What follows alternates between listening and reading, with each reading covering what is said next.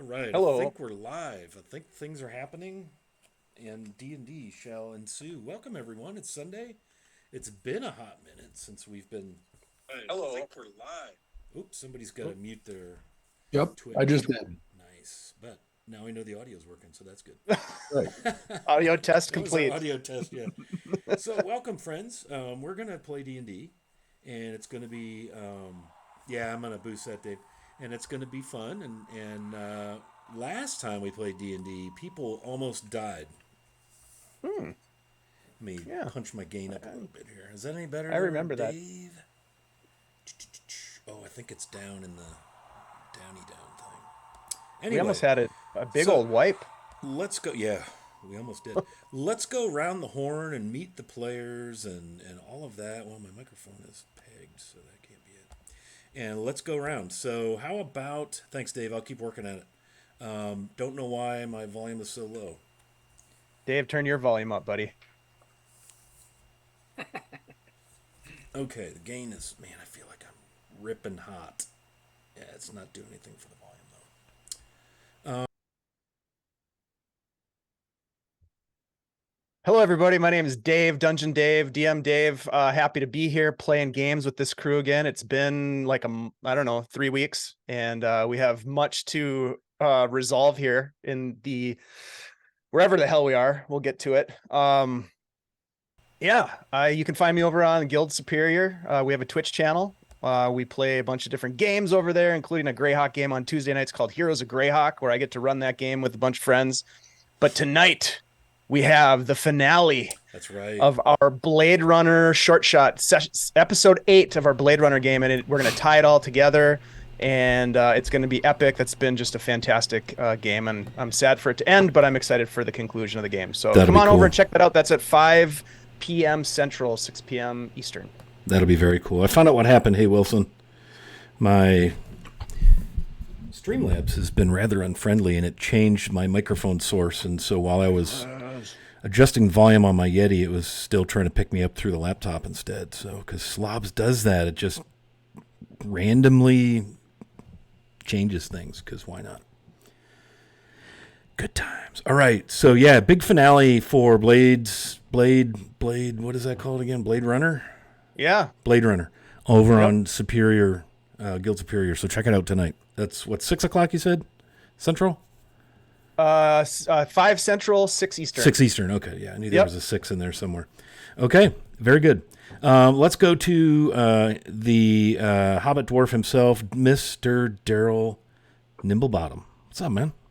Not too much, Scott. Thanks. I am Bob, Doc Shoulder, playing Daryl Nimblebottom, a dwarf Tempest cleric from the Vestfy Forest, and he's happy to still be alive and happy that he had uh, his gnome partner to be able to uh, keep him alive last week. So doing actually Daryl's job for him. So.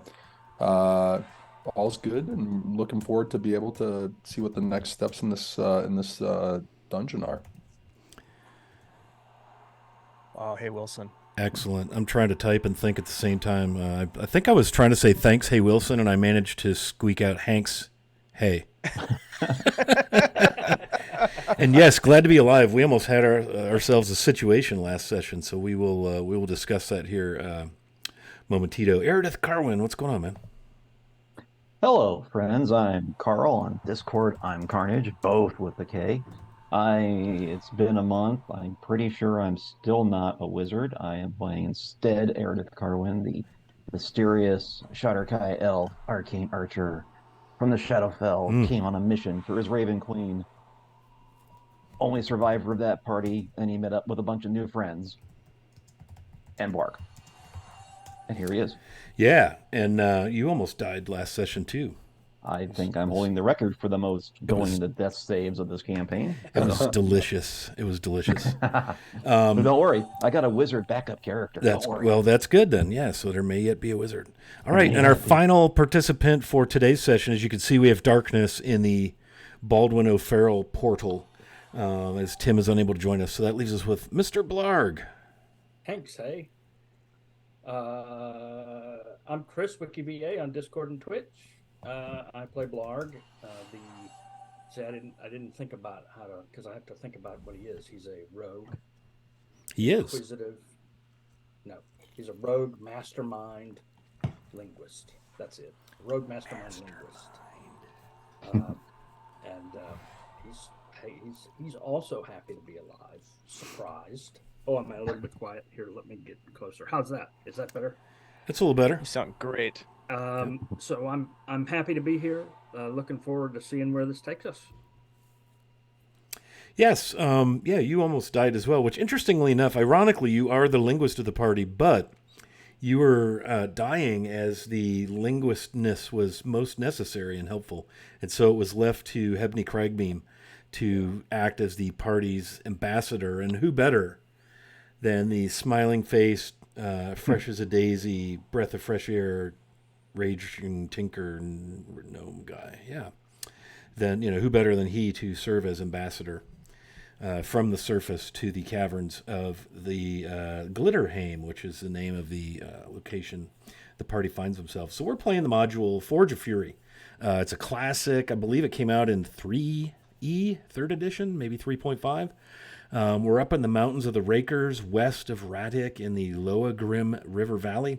And they're on a mission to hopefully find some remnants of the great forge master Durgadin, some forged weapons that might be useful in the ongoing battle that is the struggle for survival in Ratik as they continue to try to keep at bay the forces of evil and Overlord, Overking Grenell of the Great Kingdom.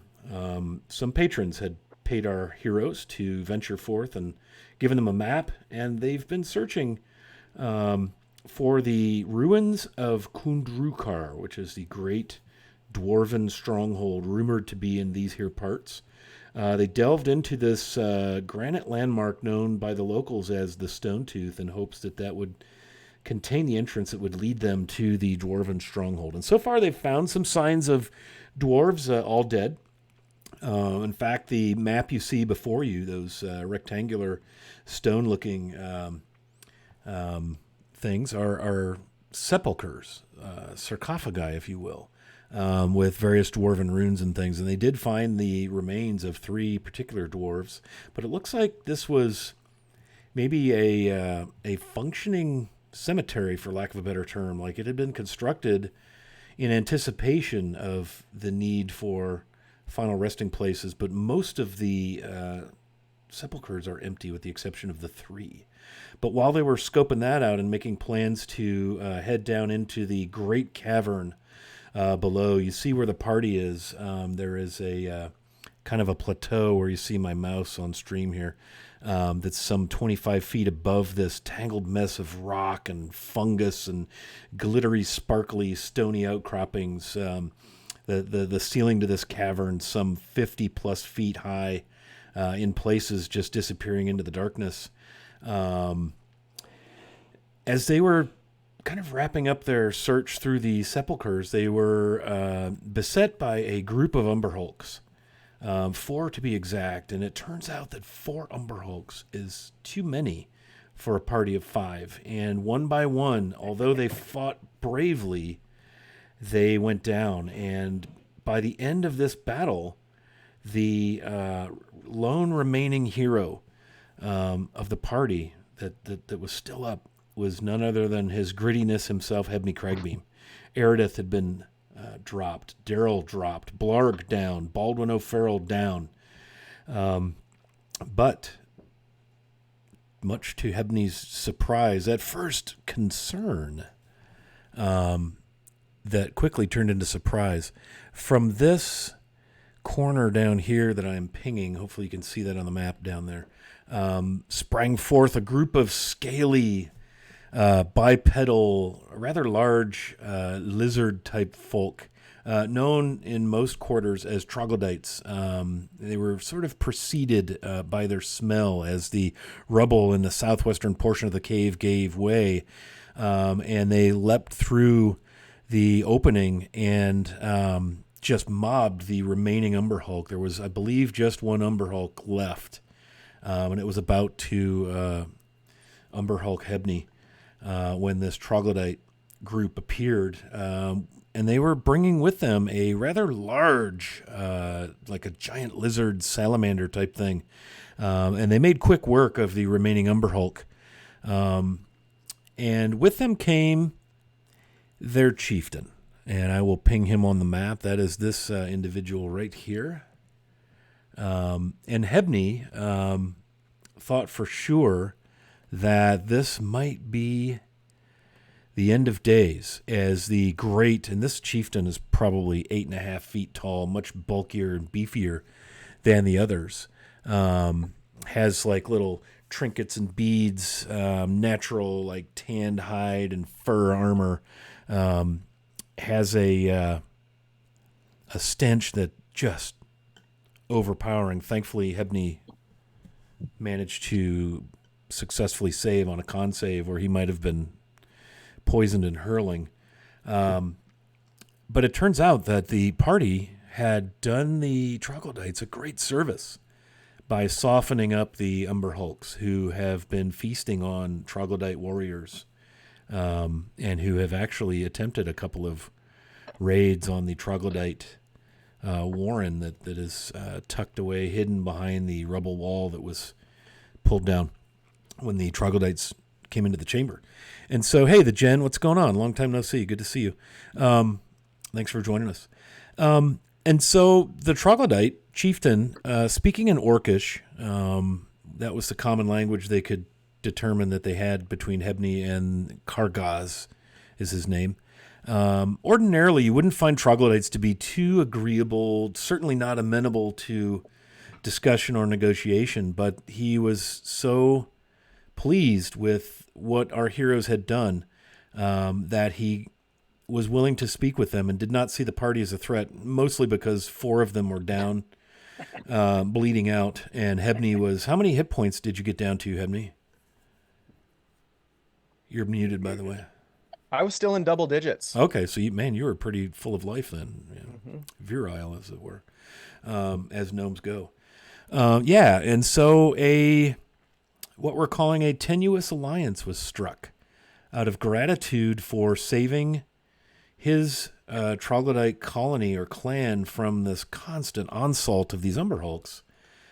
He has agreed to not only spare the lives of the intruders, but show them the way to the forge of the dwarves. And so our party was one by one healed, revived in some way, shape, or form by various means. And they were allowed to stay the night for a long rest in that area. You see there, those are 5-foot squares to give you some sense of scale. And as I zoom out, you can see that the troglodyte clan had positioned some troglodytes around here and there to serve sort of as guards while the party rested overnight. And everyone has received the benefits of a long rest, which, if you're new to our game, we're playing a little bit more difficult maybe version of 5e, in that when you do benefit from the effects of a long rest, you get half of whatever damage, whatever hit points you're down at the time you start your long rest, you get half of those back. So it's not a full hard reset respawn. And also you get any hit dice that you had spent during short rests, you get half of those back. So let's say you spent 3 hit dice, you would get 1 of those back.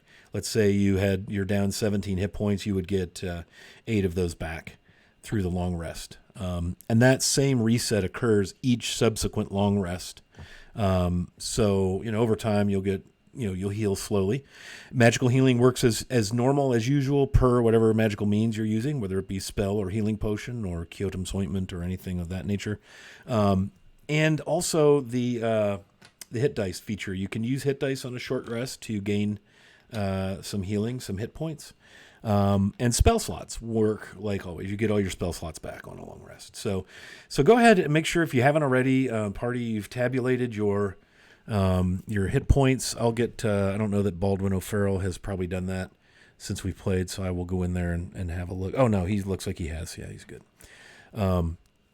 So our day starts, it is, let's see, I can even give you the date. It is the morning of Sunday, to Ready Reet. Ready Reet is the month that we're in. That's the 11th month in the Greyhawk calendar. So outdoors, it's slowly marching into winter. Getting closer and closer to the Yuletide out there and the rakers. But underground here, it is timeless and dark. And in fact, the only real light you have here is any light source that you provide yourselves. As it's actually, you notice if you do use any light source, the faint glimmer and glitter of gems in the walls here and there, like probably quartz, nothing like, vast loads of diamonds and things of that, but just, based on the map, one of the areas that's referred to as part of the complex that is Kundrukar is called the Glitterhaim, and you feel like perhaps you've found that. Again, the chamber you're in, and I'll zoom out in the map so we can see on stream. The chamber you're in is really large. You look away to the southwest down here, and it extends beyond your dark vision. It's a vast cavern, and down below this raised area, you see steps going down here in the south. Down here, this is all stone, debris, rock, various fungi, things of that nature, just flotsam and jetsam of the inside of a deep, dark, dank cavern. You hear water running in the distance. With the echo and the size of the chamber you're in, it is hard to see where the water is. But this is how you find yourselves. Good morning. You're alive. There are, as you can see, indicated by the tokens, the various troglodytes have been posted almost as if to watch over you. You're confident that they're there to guard the space, certainly not to watch you guys or anything, but to keep you safe. And then here is Kargaz, the chieftain, comes down as you all are waking up. And if I remember, we opened all of the. Did we open all of them? I can't remember all the. I don't think we did. We opened a couple of them. We opened Just the named 3. ones. We opened 3, just the name. Yeah, we made the assumption that the ones that were unnamed probably didn't have anybody in them yet. Yeah, and then but Wiley, they have names on them, right? The other ones have names. They just don't have like death dates, I thought. Right. Yep. Okay. And then we took a ring. A ring? Was that what we took? We took a weapon, and there was a ring. And a ring. Yeah. Yeah. Okay. Let me get into the thing here, and I'll tell you exactly what you got. But yes, so it is morning. Mostly because your body's telling you it's morning. It's there's nothing in here visually to indicate that it's morning because of the fact that you're underground and so forth. I'll give you a kind of a re-description. You gaze into an extremely large cave, faintly lit by some natural phosphorescence. The ceiling rises 50 feet or more in several places, very uneven ceiling. Crystals glimmer softly in the eerie light. There's also these really cool like stone flows, like kind of like sandstone where water's washed it down, carved it out. Beautiful flows and structures of delicate stone grace this great chamber here and there. The westernmost portion is separated, and that's where you are, by a steep bluff, a plateau, if you will. The ceiling here is about half the height, so you're about 25 feet above the floor of the main cavern. The large stone sepulchres line the cavern walls, each carved with intricate reliefs and designs marked with dwarvish runes. There are 23 sepulchres in all. The lids are carved in the likenesses of grim dwarves in armor. Dwarvish runes on the front of each tomb appear to represent the names of the occupants or the intended occupants. 3 of the stone coffins have actual runes carved into them, and if you recall, those runes depict various deeds, heroic acts and things that were accomplished in the lives of these 3 dwarves, in addition to their names, and then a warning also of the doom that awaits anyone who defiles the contents of the honorable dead. The names of the 3 deceased are Borgal the Old, Garen Orkdoom, and Numik the unlucky. There was a ring that was found in Borgul's sepulcher in the shape of a dragon holding its tail in its mouth to complete the circle. You guessed that that's probably going to fetch over 100 gold, 120 to be exact. Garen was buried with a very finely crafted warhammer, nicely leather wrapped iron shaft set with some mithril, and it has a garnet inset in the top, and that's got to be 110 gold or more. Did it also have a maker's mark on it that led us to believe that it was crafted by the individual that we're seeking weapons Yes, made by? You do have a copy of a couple different versions of Durgadin's forge mark or maker's mark, and if you look in the base of the hammer handle, you hold it up and look at the base, it is stamped in there, the maker's mark of Durgadin. And I think I casted detect magic when we started. Maybe not. I think you did. Yeah, nothing in here aside from the items that you all possess register any magical essence or energy. And just to be clear, for impending doom for pillaging, it was, if I recall, Brother Gonzo who actually did the actual, pulling of artifacts from these sacred tombs. It's so I just want to make sure good that's to clear. note that. Yeah, that I've noted that okay. in my DM's notes. Yeah, Thank you. Just so we know Thank you. who's doing For the the record. pillaging. You're right. That's fair. Yeah, I think Noted. And the So have goblin we? was opposed to taking the ring in the first place. Right. Yep. Put that on record. Yep. Have we found what we came here for? Can we leave? Hey, you know what? I'm thinking while I was bleeding out, it occurred to me that what we didn't do was we didn't look for Durgadin's tomb. I know he may not be in it, but if I'm Durgadin, I might put a bunch of my weapons in the tomb because who'd look there? A goblin named Blarg. Yeah, but he wouldn't have expected me to come here. Fair point. So I said before we leave, I there's a couple of things I think we should do. One, look for his tomb and see if there's weapons in it. And then two, ask our new troglodyte friends if there's some kind of guardian in the forge that they're going to take us to, because apparently we have some difficulty with guardians, so we might want to be prepared. It'd be good to be ready. I don't have a lot more blood to spill. All right, let's look for that. Let's look for Durgadin's sarcophagus. Okay. Yeah, so you go through these sarcophagi, and you do notice the troglodytes pay you no mind, other than the chieftain who's watching you very closely. In fact, so closely that he's with you as you look through. He doesn't really speak much, but he watches you, and you search and look and search, and you don't find any runes proclaiming the final resting place of Durgadin. Once we're done with the search, Blarg will turn to the chieftain. Was it the chieftain who could speak Orcish? Yeah. So I'll turn to him and I'll say, "Hey, your honor. I'm wondering, when you take us to the forge, is there some guardian that guards the forge?" He looks at you, kind of cocks his head. We take to door. We'd not go in door. You go in door. So you've never been inside the actual forge? Those who have not returned. Oh, well, that's not good. We have no need there. But so you don't know you don't know. You haven't heard any chewing noises from people who've gone in before. He kind of looks at you funny. I do not know. Okay.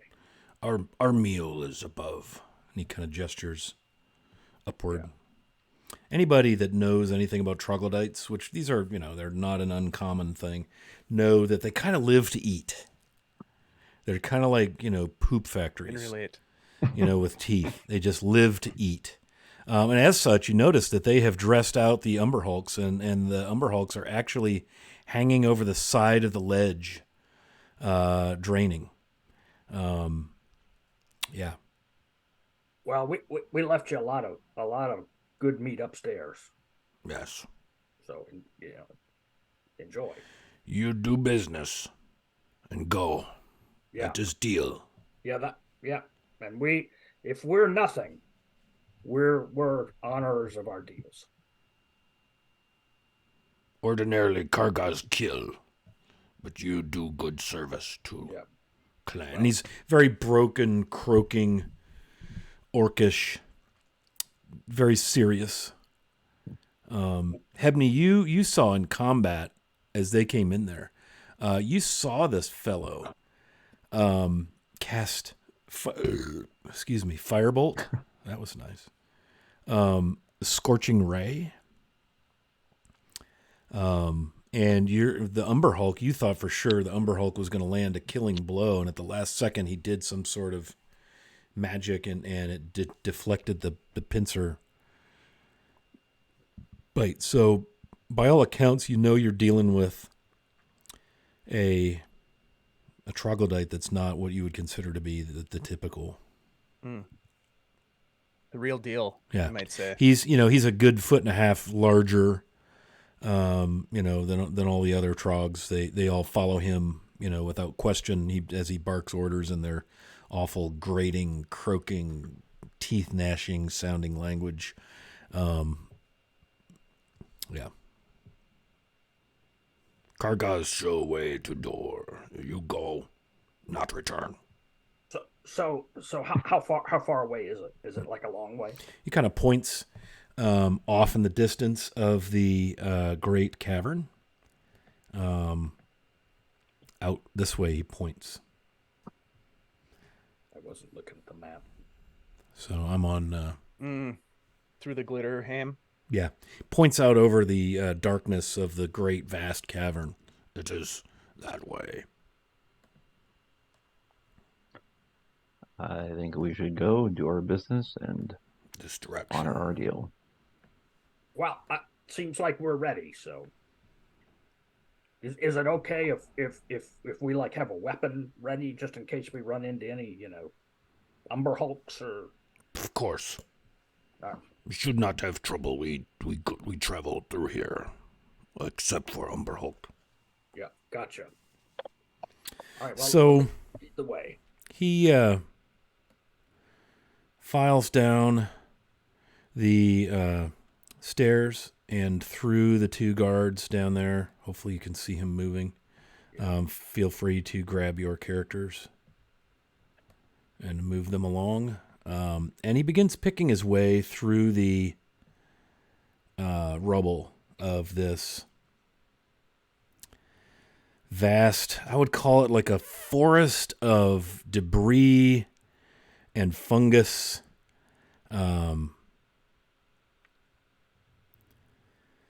Stalactites. Again, these beautiful like sandstone rock flows that are different in color, very light in color.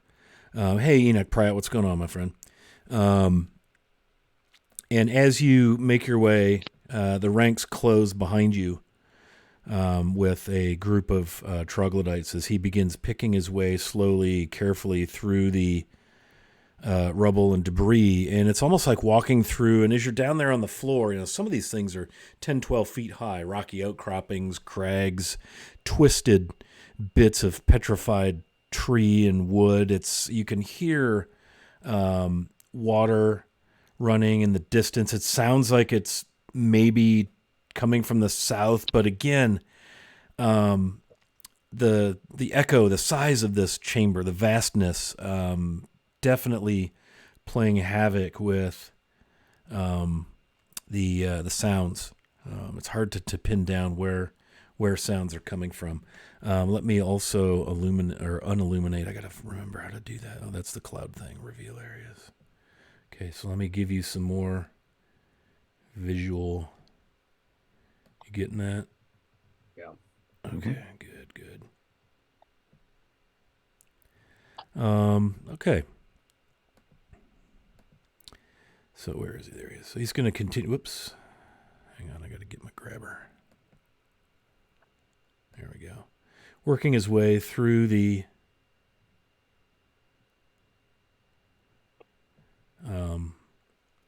the path that's worn. You can tell that the boots. Is somebody moving? Baldwin, thank you for whoever's doing that. Let me get you some more. Let's see. And how are you guys? Are you trying to perceive? Are you just following this dude? He doesn't speak. He picks his way through. You could tell he's been through here numerous times. Definitely keeping eyes out for Umber Hulks or other dangers while we're moving. Okay, that's fair. Go ahead and hit me with anybody who wishes with perception. 11. I got a dirty 20. Hello. The last one I rolled today. Okay. Yeah, so with your dirty 20, you don't They're really all natural from here. You don't see anything, Blarg. Wasted. It's just a wasteland until as you look up. And up and in front of you, you see perched high upon the precipice what looked to be a couple of, and you encountered these when you first came in here, a couple of more gricks perched up there, and they watch very intently as your group is making its way through the rubble and the stone. And again, it's a wondrous, beautiful landscape down here. When I see them, I'm gonna say in Orcish, Your Eminence, there's creatures above us. He ignores you and just keeps making his way. And again, I'm just trying to. If he doesn't seem concerned, then I won't be concerned. Yeah, he doesn't. He just walks right. Oh, come on, let me grab him. On the wrong level, sorry. There he is. So he's just making his way through here, walks right under him, and they watch you all very closely. But they don't do anything. They just watch intently. Hey, Lord Gazumba, what's going on, man? Good to see you in chat, sir. Thanks for dropping in. Let me see if I got a shout out with your name on it here. Gazumba Shazam. All right, let me try Lord Gazumba.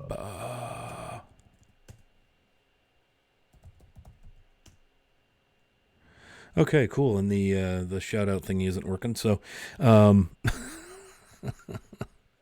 it is funny what Slobs does to you, and the Cloudbot just turns off randomly. It's the thought that counts, though. It is. It is. Now it should be working. There we go. Yeah, so Gazumba, if you're into classic Greyhawk, that is a channel you should be tuned into, so check them out. In fact, tonight they're going to be talking about some more classic adventures that could be found in Dragon magazines. So yeah, check it out. So you make your way, and what's interesting is you come to a door, which seems odd in this wasteland of cavernous, cold and dank and wet. But sure enough, you come upon a door. Let me reposition the map for our viewers. Get you some zoomy zoom.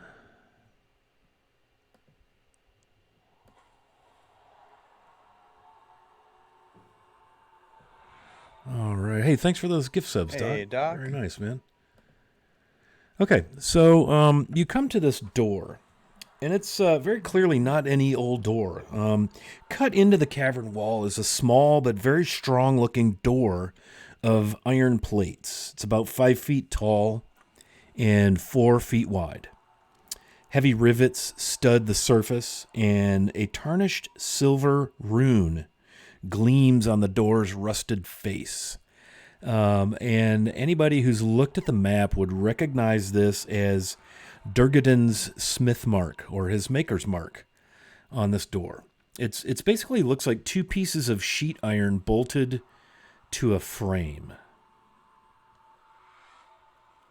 You don't see any hinges. There's a pintle that's fashioned, fitted through the door's middle, which then eliminates the need for hinges.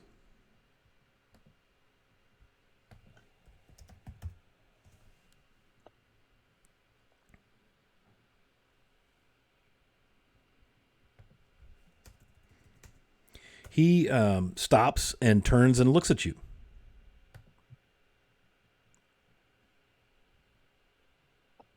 I guess we're here then. Blarg will say in Orcish, your Eminence Honor, is this the door? He looks at you and nods, and he pulls out a chain, just a plain steel chain, and on it is a very fine, thick, strong-looking silver key. And he nods and looks at all of you, looks back at his guards as if to maybe make sure they're prepared. I didn't advance them forward, but you've had these additional troglodytes with you this entire walk through through this just wonderland of stone and fungus and glittery crystals, and it's quite a landscape. So he fishes a key out and he looks at you. Once go in, no return. That is due. Yeah, we got it. We appreciate you guiding us this far. There's a way to forge. Again, a very gravelly, croaky, broken Orcish. And he leans in almost as if he doesn't want you to see what he's doing, kind of like he's guarding his ATM password, at the mall, whatever. And you hear the snap of a key fitting into a lock, and you hear the click, click, click as he twists it. And the door swings open silently, as if upon oiled hinges. And Daryl and Baldwin would definitely recognize this as expert dwarven craftsmanship. This is a typical door that you would see in a mine or inside an underground fortress, that it's been framed into the stone, the very stone itself. Typical construction that you would, definitely looks like a dwarven door. Again, it's only 5 feet high and maybe 4 feet across, so you're going to have to do some stooping. Some of you are, that is. Or maybe one of you is. One of us. Yeah. And he kind of steps back and just looks at you. Daryl asked Blarg if he can ask him if he's got any information about the inside before they actually step foot in. Hey, your Eminence, Brother Gonzo wants to know if you have any intel on what's inside, what's behind the doors. He kind of thumbs toward it. Passageway. Forge. Yeah. Well, thank you for that. He has no idea. It's a forge. You can see that with your dark vision, everybody's got 60 feet of dark vision, if memory serves, that the passageway is about 10 feet wide. Again, more dwarven worked stone, very clearly a stone passage that has been worked. And it takes a left turn. It's 10 foot wide. It goes about 20 feet and turns to the left. And that is as far as you can see in the dim light. The crystalline, sparkly, glittery does not extend beyond the door. That is a feature of this great cavern that you find yourselves in. How high is the ceiling in the passageway once we get through the door? Yeah, it's maybe 10 feet. Oh.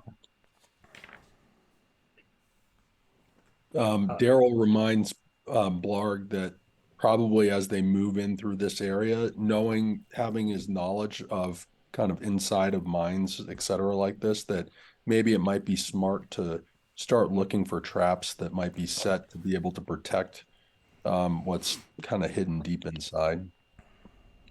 Yeah, well, you're kind of worried about a lot of stuff. I'm sure it's fine, but I mean, why would dwarves trap their own mine? But if you insist, I mean, I'll keep a lookout. Daryl kind of nods in appreciation. Blarg will turn to the chieftain and go, "Well, it's really been nice getting to know you, Your Honor, and I guess we'll go on now. And good luck and enjoy the food that we left for you. See you later." He just stands there. Okay. kind of stoic look on his face, looking at his soldiers, looking at you. All right, guys. I think we should leave before he starts to cry. I think he might get emotional. So Blarg will be looking. He'll be looking around as he goes in. And Okay. He'll enter cautious. I think our marching order has been Blarg, Hebney, Eridith, Daryl, Baldwin. If you wish to continue that, that's fine. Works. However you want to do it. That's what I had in my notes. Actually, it was Hebney, Daryl, Blarg, Baldwin, Eridith. Okay. Well, I'll go out in front now, since I'm looking for traps. Okay. I'm sure that'll be fine. Blarg, Hebney. I was in the rear because I can shoot over everybody's head. So Got you. Smart. Okay. So Blarg, Hebney, Daryl, Baldwin, Eridith. All right. So go ahead and move your tokens as you progress through here. Bleak Season, what's up, my man? Good to see you, brother. Yeah, keep leaning into that mic there, Blarg. I'm not sure what stream Bleak Season's watching. Says this is a good looking group. So Yeah, I think he's got a couple streams on. probably. Or he's talking about the DM. Okay, so in goes Blarg. In goes Hebney. In goes Daryl. So we lost Baldwin. No, He's that's in there. Baldwin. We only got 4 tokens. I think Daryl thinks he's moving Daryl, but he's moving Baldwin. Oh, really? No, I was Yeah. moving Baldwin. Somebody's moving. Where's Daryl at? Daryl. And I don't know what's up with Baldwin, but he's got arrows. Daryl's all right over his inside the back. door. He's above. Oh, you were in the same space. Yeah, but I And? should have. Okay, who's this? That's I see Daryl. 5. This is Erideth. This is Who's on Blarg. first? Oh, I got. Jeez, what is my problem? There's literally 5 tokens there, and I'm going derp. Okay, let me reveal what you see up the stairway. As it is indeed a stairway. More Umber Hulks. I'm out of here. Hebney turns to whoever's next to him in the lineup and says, I kind of miss those troglodytes already. They really did us a solid, giving us a chance to rest. Yeah. They're not so bad after all. No, they kind of smell though. I'm sure we don't smell too good to them. As you I've been wondering about your stench the whole time. Well, as you pass through the door, the last person in, the door closes quickly and locks. You hear, the mechanics of the lock, and it closes and locks. I sure hope there's another exit out of the forge. Totally sure there is. Totally another exit. So make your way wherever you're going. Those stairs that you see there lead upward, and they lead upward rather sharply, sort of a steep stair climb.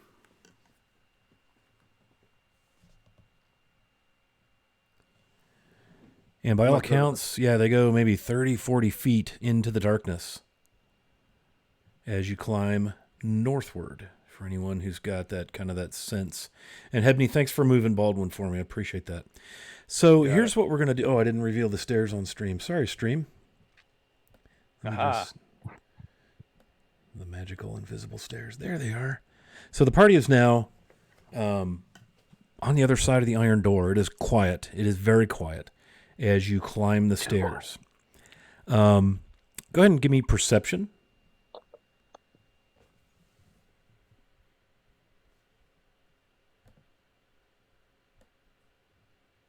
Just let me know what you got. Go ahead and shout. I got a 10.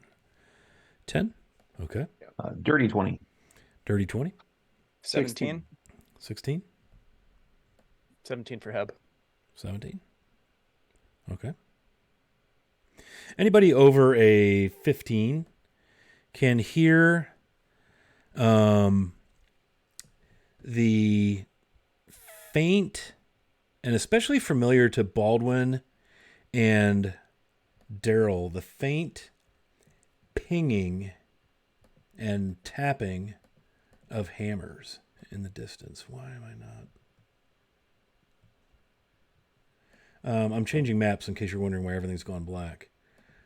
What's confusing? I just assumed I had died. Yeah, no, you haven't died. What's confusing to me is why I can't find. All I got is this ginormous inky blackness.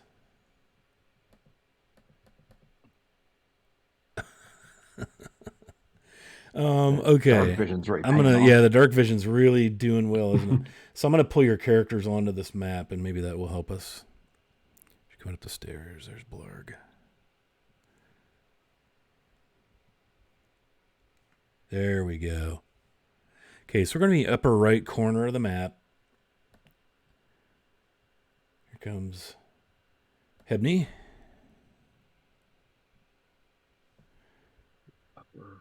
Right corner of the map. Actually, it's kind of the dead right side of the map.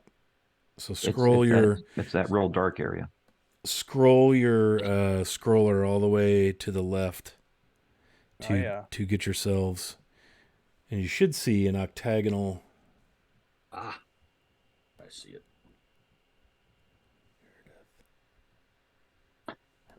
There it is. There you go.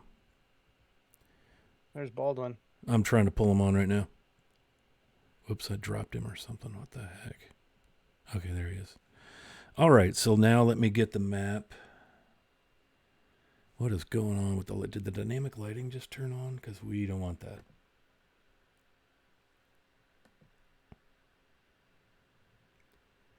Bear with me, friends. It did. Yeah, it's really messing with stuff. Gotta remember where the hell I found dynamic lighting. Where does that live, Dave? It's on the left side. There's like on the actual map drop down in the cog wheel. You can turn it on, off, reset things. Where's the cog wheel? Drop down. There it is. Yeah, why did it just turn it on?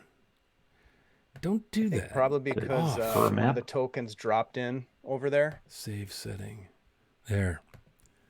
Now let me hide everything.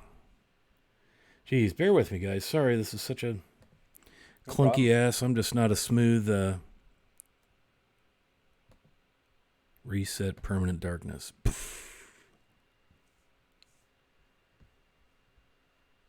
But why?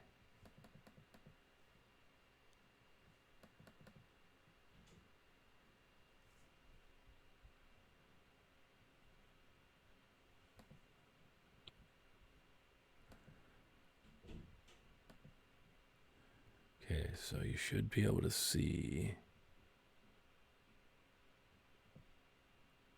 that.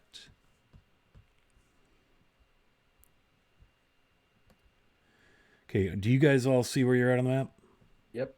Okay, I've lost you on the stream map, but I think I'm finding you. I found you. There you are. Okay. You forgot to turn the treasure layer on. Yeah, but there is no treasure layer. I removed the treasure layer. Shot. Okay, so you finally, after what seems like forever, you've gotten up the stairs. It was only about a 30 or 40 foot climb, but thanks to the Dungeon Master's prowess with technology, it just took a lot longer than maybe you anticipated. The stairs end at the entrance to an octagonal chamber. As you can see, the chamber is, some kind of 30-ish by 30-ish, give or take. The floor is inlaid with cracked, dusty blue tiles. The walls are dressed with polished marble. Large doors of iron-bound oak exit to the northwest, and the northeast. 3 cast bronze statues, almost 10 feet tall, stand by the west, the north, and the east walls. Each depicts an armed dwarf. The eastern and western statues carry axes and shields. The center statue on the north is armed with 2 axes. The ceiling rises in a dome almost 30 feet above the floor. The ceilings in this area are 10, 12 feet high. But in this particular area, like in the tunnels, they're 10, 12 feet high. But in this particular space, it's a 30-foot high domed ceiling. From somewhere in the distance, any of you who rolled that perception over 16, you swear you hear the faint pinging of hammer on metal, of hammering. Daryl and Baldwin, immediately you hear this and it's like going home. Someone is hammering metal. What do you do? You said the floor is dusty. There's no evidence of footprints or anything. You are free to have a look if you wish. I will get up. I'm not going to walk out onto that. It's a different material there, according to the map. I'll get up the edge of it and just kind of kneel down and just look and look for any kind of disturbance of the dust or anything. Yeah, roll a like a survival, or excuse me, perception. A survival perception.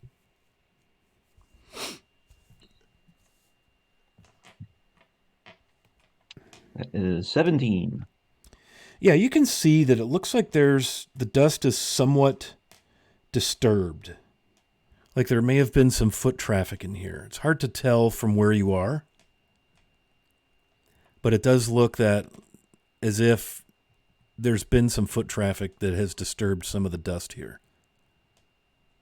So much more recently than an abandoned dwarven yeah, it's going to believe. Okay. Much more recent than 200 plus years. Yeah, I will point that out to the party. It looks like there's a circle in the room that's sort of bluish in color. Yeah, that's the inlaid, cracked blue tiles that are set in the floor. Okay. It looks like it's been inlaid into the stone. When we were at the door in the level above, there had been some burn marks and things like that. I'm going to look to see if there's, around these statues, I'm going to look to see if I see any similar kinds of burn marks or anything like okay. that. Yeah, you're going to go up to the statues and have a look-see? So I'm going to go up to this one right here. Okay. But I'm going to do it by going around the edge of the blue stuff. Oh, okay. Sure. Yeah. And then I'm going to look. Yeah. Go ahead and move your dude. So you approach the statues. Again, these are cast bronze. Again, like 10 feet high. These things are magnificent. Dwarven warriors armed with shields, axes. Go ahead and roll an investigation. Let's see. Perception. Roll me wisdom perception. As I get up to it, I'm going to say, looks like these dwarves were trying to compensate for something.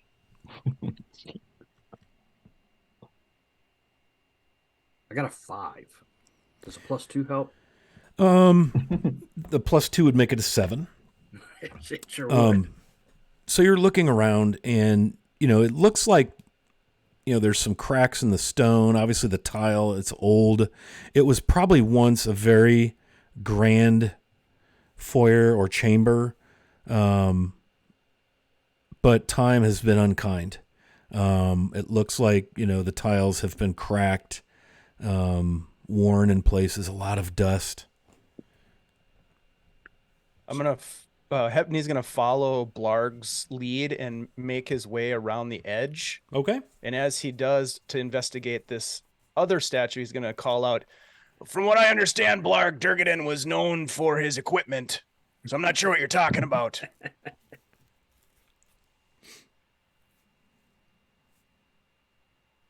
All right, Hebney, so what are you doing? I want to investigate this statue to see if there's any inscriptions, writings, any oh, sure. Okay. Anything that looks out of ordinary. All right, so you're going to have a look at the statue? Have a look-see.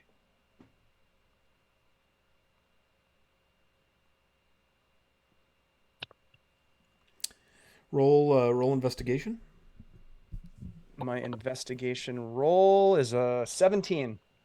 17.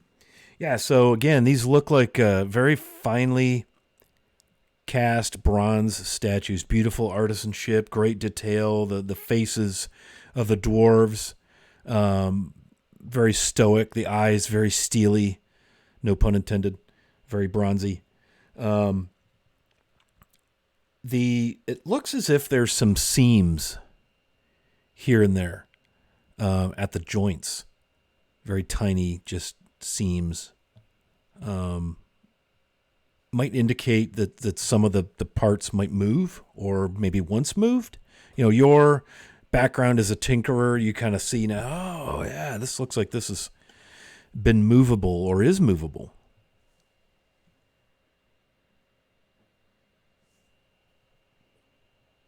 Baldwin, Daryl, particularly on the arms, particularly. What do you make of this? And I'm gonna get out my tinkerer's tools and just sort of like Tinker. examine it a little bit more closely and see if I can ascertain how the mechanism works without actually triggering anything. But I'm gonna sure. sort of tinker tools my way around it a little bit. Yeah, go ahead. Roll investigation or whatever your best. What do you use to tinker? Is that your intelligence? Yeah, I think it depends on the situation, but here I think it would be intelligence. Yeah, that's what it feels like to me because you're trying to discern, troubleshoot, if you will. So do that and do it at advantage. Since you got your tools out, you're in your zone. All right. Oh, that's pretty good. Total with bonuses is a 21. Okay. Are you standing on the blue tiles, by the way? It sure appears so. Okay. Yeah. Nothing happens. I just thought I'd ask since everybody was so Oh, shit. preoccupied with that. My blood pressure just went up like, huh? Yeah, so with a 21, you're confident that the arm that you're examining has or at one time had the ability to move. These are bronze, so you don't see corrosion or anything. But these statues are kind of a wonder. There's definitely a mechanical aspect to the arm on this particular statue as you are inspecting it. He's going to call his dwarven pals over to check it out. So Daryl looks at at the statue, but then he looks over to the doors. And so the doors are in the distance. There's two of them, right? Yeah, one on the northwest face of the room, again, octagonal room, as you see on the map, and one on the northeast face of the map, the room. Daryl kind of turns to Hebney and says, I'm concerned that if we try to open the doors, these things might come alive. And they might be here to protect anyone going into the doors. So I'm not sure. It looks like we got to get through the doors, but I'm worried that if we try to open the doors, we might have a problem. I don't disagree with you. There's a possibility that there's a triggering mechanism. If you look here, you can see the seam on this arm. There's the ability of this to move, and whether or not it comes alive or it triggers some sort of mechanical trap, there's a possibility if we had enough time, I could try to disarm the damn thing. Pain in the ass, goddamn traps. At the same time, Daryl looks over to Blarg, who's on the other side, and asks, "Hey, do you think you could check the doors out, Blarg?" Chris, you're muted. So this statue here seems good. It looks like it's perfect. Nothing wrong with it at all. But yeah, I can look at the doors. Can I squeeze behind this statue that I'm at? Sure. So don't like that floor, huh? No. I don't trust my floors. So I'm going to squeeze around it and come to this point. Go ahead and move your dude. He's moved. Oh, there he goes. Okay. So you're going to investigate the door. What are you going to do? Well, I'm going to wait and see if the statue does anything. Nothing happens. The statue remains motionless. So now I'm going to look at the door. Are there any runes on it or anything written on the door? Nothing's written on the door. I'm going to look and see. You gonna make an intelligence investigation, perception? Or you like really intently? I'm going to investigate the door. Okay, yeah. Go ahead and roll that, man. Not going to touch it yet, though. Lick it. Put your tongue on it. Well, that's going to be that's going to be phase 2. Oh, who's walking on the blue tile? Who is that? Baldwin, what are you doing out there? Nothing happens. I got a canary in the coal mine. Nice, Dave. Sorry, Tim. Yeah, Tim. Dave is sacrificing your character. Hey, let's put Baldwin on there. He's not around. Right in the middle. That's awesome. How'd you do on your investigation, Blarg? I got a 15. Okay, 15 investigation. Yeah, so you're looking at this door. And it looks like maybe the doors aren't quite what they seem. They have been unused. Meredith, quit that.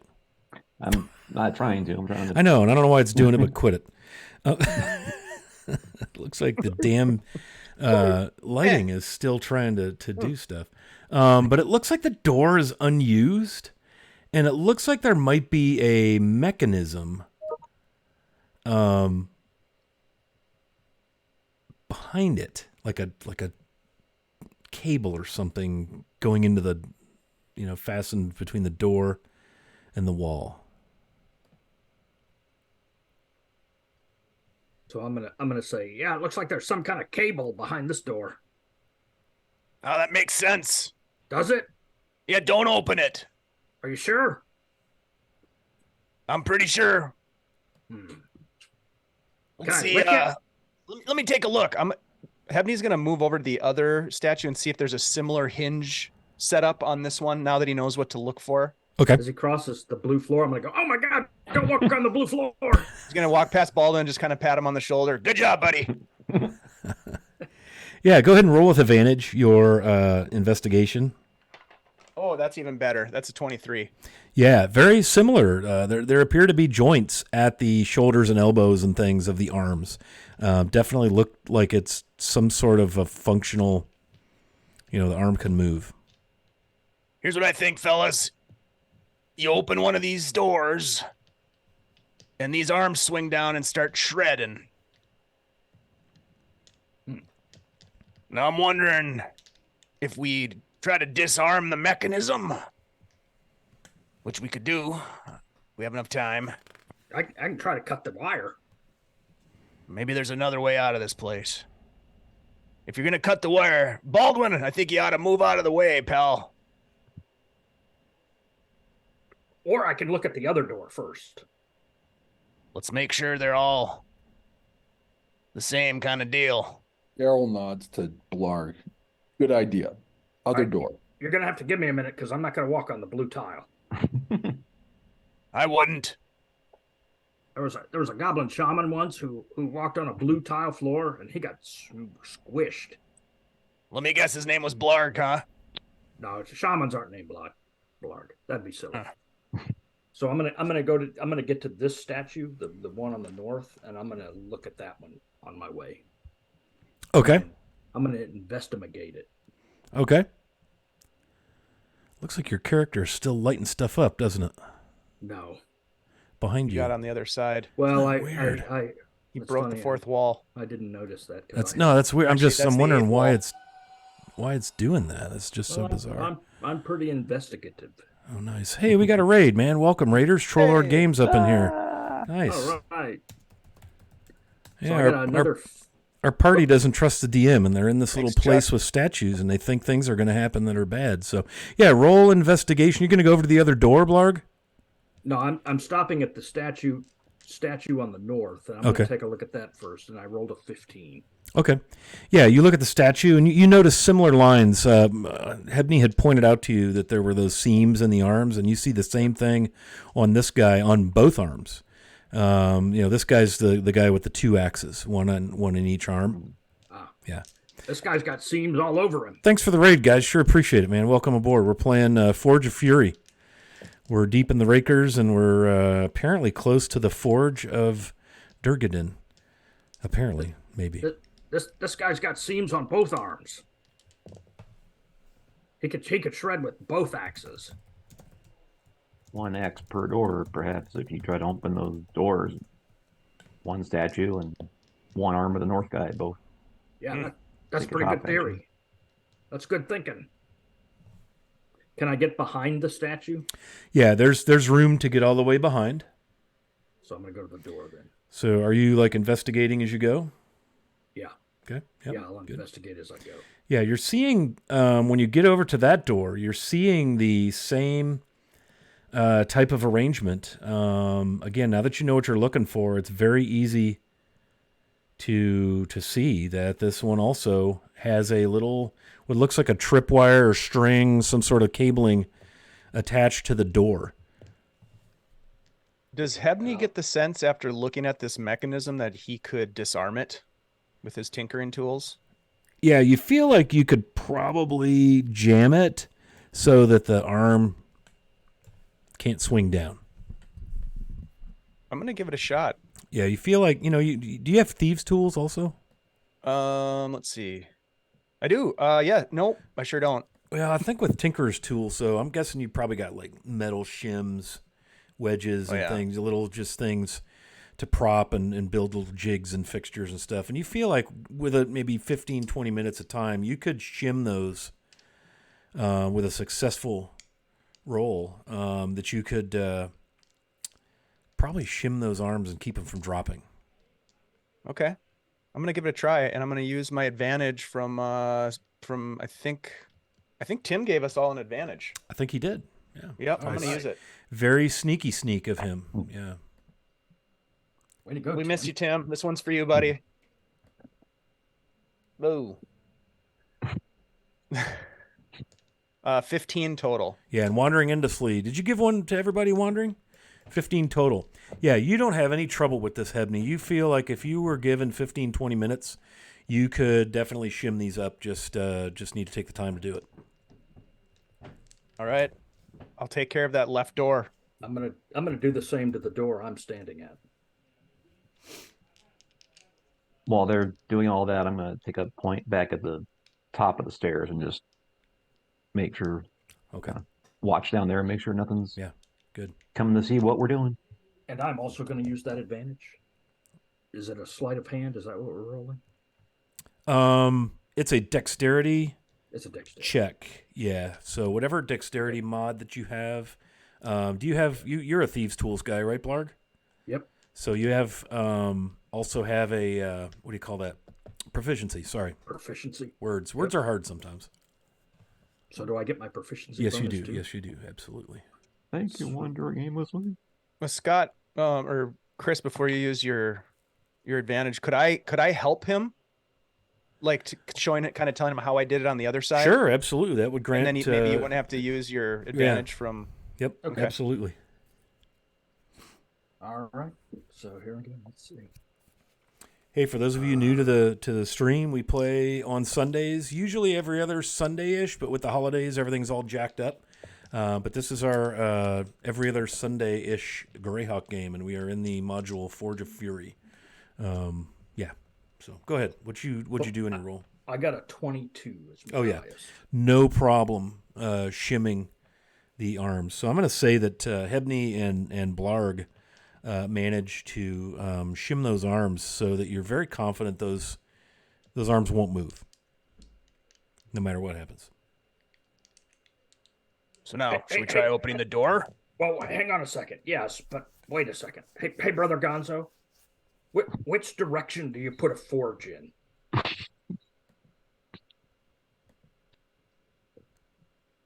Brother Gonzo thinks about that. And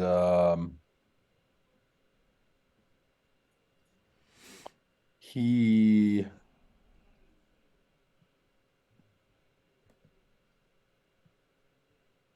thinks about it, and he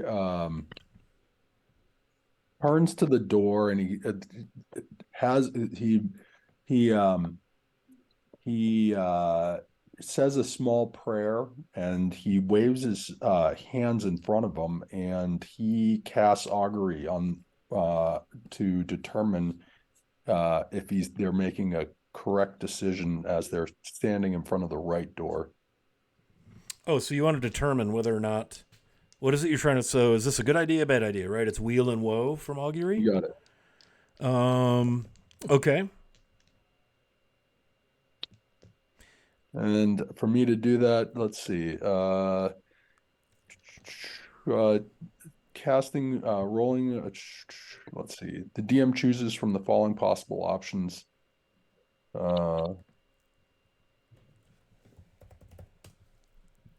Spell doesn't take into account any possible circumstances that might change the outcome, such as casting additional spells.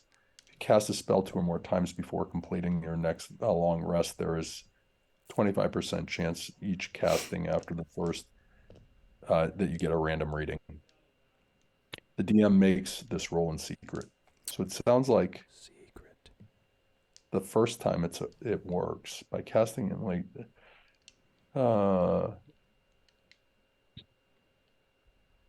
yeah.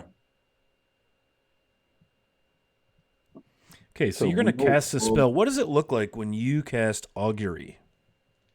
So he again will go for this one. He's going to go to his little tomb of his little his book that he carries around, because it's not frequent that he will cast this one, and he Right. has yet to do it, and so he has to go, and he then will he has a small, he takes out some things from a pouch that includes a small stick, and he will kind of lay that down on the ground, and then he will lay another one on the ground on top of it, and so it will either turn into a positive sign or a X, meaning that the positive will be when they're lined up like this, or an X they'll turn.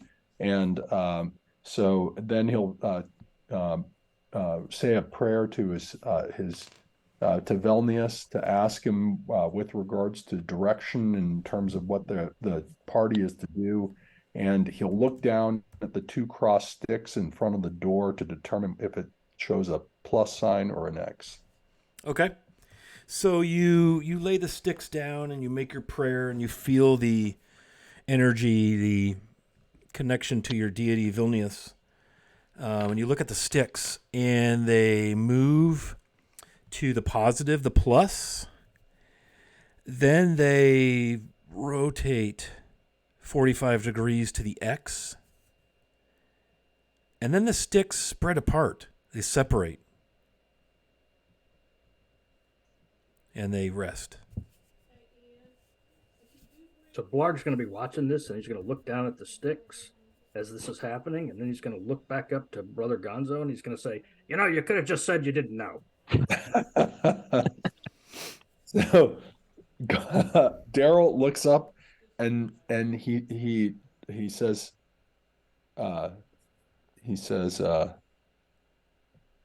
Blarg, we should go to the right, even though there's potential harm, there's also potential profit. And so then he picks up his sticks, puts his book back away, and takes off his warhammer off his back and gets ready to start moving through the right door. So the door to the northeast. Yep. Hebney will see Daryl doing this, and he will get ready as well. Pull out his warhammer and wipe the snot from his nose and get ready to fight. Blarg's gonna bonus action his sword while we're doing it. Yeah, I think Baldwin would probably grab his battle axe firmly in his hands and look at you all like, okay, what are we getting ready for here? Meredith has his bow out. He will move up kind of in the rear of the party, ready to start taking some shots or anything through that door. All right, who's going to open the door to the northeast? Blarg will open it. Once his sword lights up, he'll open the doors. Yeah, okay. So your sword alights with that kind of viscous, acidic film. You pull the door open, and behind the door is a stone wall. Stone wall behind the door trick. Hebney, give me an investigation. I presume you're probably watching those statues. I'm just going to guess, given the tinkery nature of your tinkeriness guy. Yeah, he's keeping an eye to make sure that the decommissioning worked. I rolled a natural 1, however. Okay. So a total of 2. Yeah. Fine. Okay, so you watch up there, and something distracts you, and all of a sudden you're thinking about muffins. You pull the door open, Blarg, and there's nothing but the stone wall behind it. Nothing else happens. So he's going to look at the wall, and he's going to say, I don't think there's much profit here. There's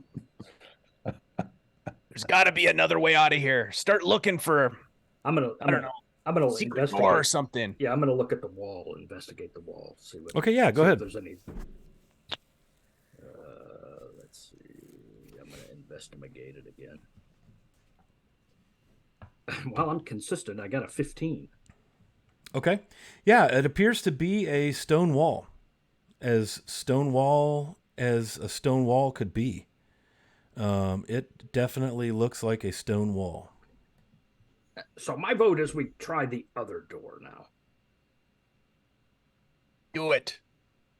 Meanwhile, Hebney is looking for other doors that we don't see. Okay. So what are you searching, Hebney? Just looking around the walls, like feeling along some of is it tiled walls? Stone It's all stonework. The only tile in the Yep. room is the floor. Floor, Again, okay. this decorative blue, and you could tell, the blue is definitely much more cracked and pummeled than the stone. It's tile, definitely tile, not hard granite like the walls, the ceilings, the floor, the stone steps, everything else. Roll whereabouts are you looking? I'm just going to start at the door and sort of just start making my way, looking at the walls, see if there's any other seams that we missed or Okay. mechanisms. Yeah. Go ahead and roll investigation. I'm going to use my last advantage from wandering endlessly. And that's good because that is a 14. Okay. Yeah, you look throughout the room. You don't find any seams. You think you've got a thing a couple of times, and it's just a little bit of a crack in the stone, but you don't reveal anything that would lead you to believe you found a secret passageway. The door to the northeast stands ajar. You do hear, again, the faint tapping and pinging of metal hammer on metal. Hard to tell where that's coming from. So I've made my way over to the other door. Okay, the northwest door. Yep. And I'll say, let's try this door.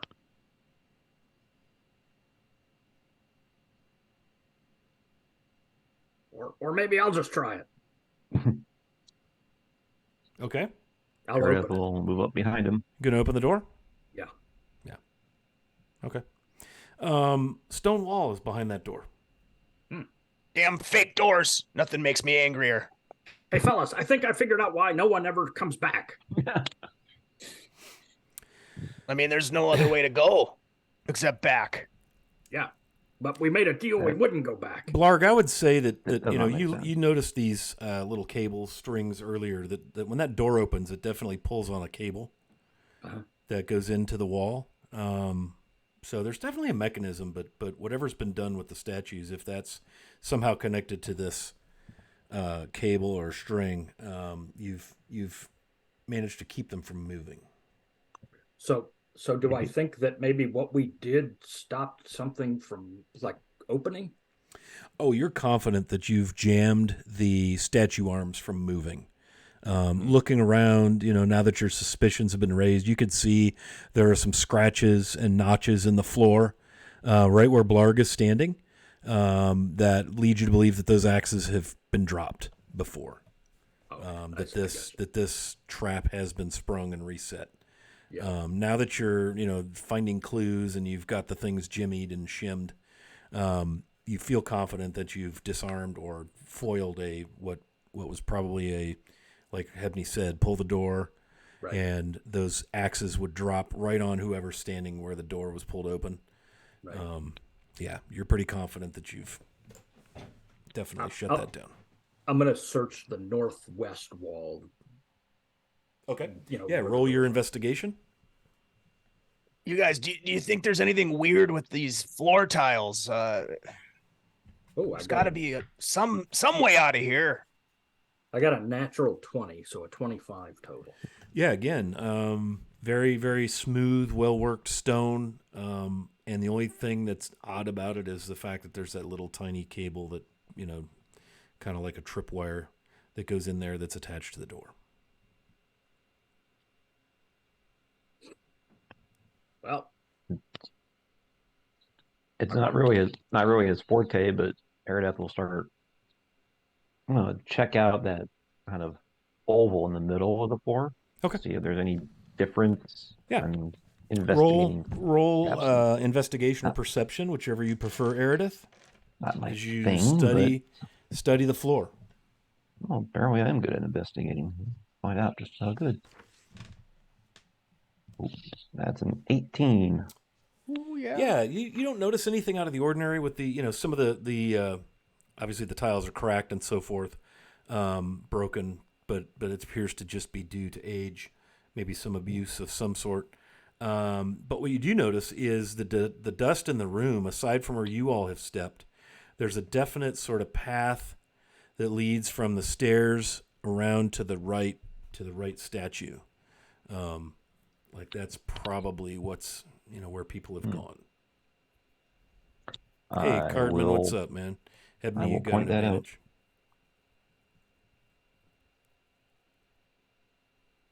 So there's something with that right statue we're missing. Maybe you could cast a spell and help us figure it out. Ooh, that's a great idea. If only I was a wizard. I could just flame bolt the statue for a couple of hours until it melts. So Scott, the tracks go to the right statue or the wall of the right hand side of the room? They go over and kind of around the statue. Around the statue. Yeah. Yep. Daryl goes over the right statue, and this was also one of them that had the mechanical joints. There were hinges. Yeah, they've all been shimmed. Okay, and he looks around the base of the statue to see whether or not there's like dust that's been moved, like sure. the base of the statue could be slid or turned. Yeah, roll your investigation or perception, whichever you prefer. All right. I'm just picturing them down there on all fours looking around. 18. 18, yeah. So you see there are footprints that go around the statue on the east wall, and they end at the wall. Okay, so Daryl will then go up to the wall, and he will make an investigation check of the wall where the footprints lead into the wall. Sure, yeah. Go ahead. And that is a 20. Yeah. You find a very well hidden secret door there behind the statue on the east wall. Nice. Man, that damn dynamic lighting is still on. Oh, sorry about that. Because my computer is absolutely lagging, and I don't understand why. So, as evidenced by this, it didn't reveal what's happening. So I'm trying to give you some. There's a door behind that statue.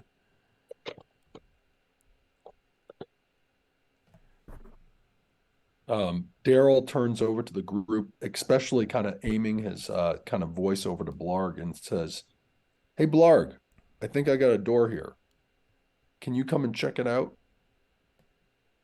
So Blarg will walk over and take a look. Whoops, I see it now. Okay. And then he asks Blarg, "Hey, do you think it's trapped?" Hand me your sticks. Daryl pulls out his two little finding sticks that are in his bag. I'll drop them on the floor and see what happens. Daryl looks at him, picks them up. Oh my god! And then, it's unclear. It could be profit, but it could be danger. I feel like this module doesn't kill Blarg. Daryl's going to by the time we're done here. Daryl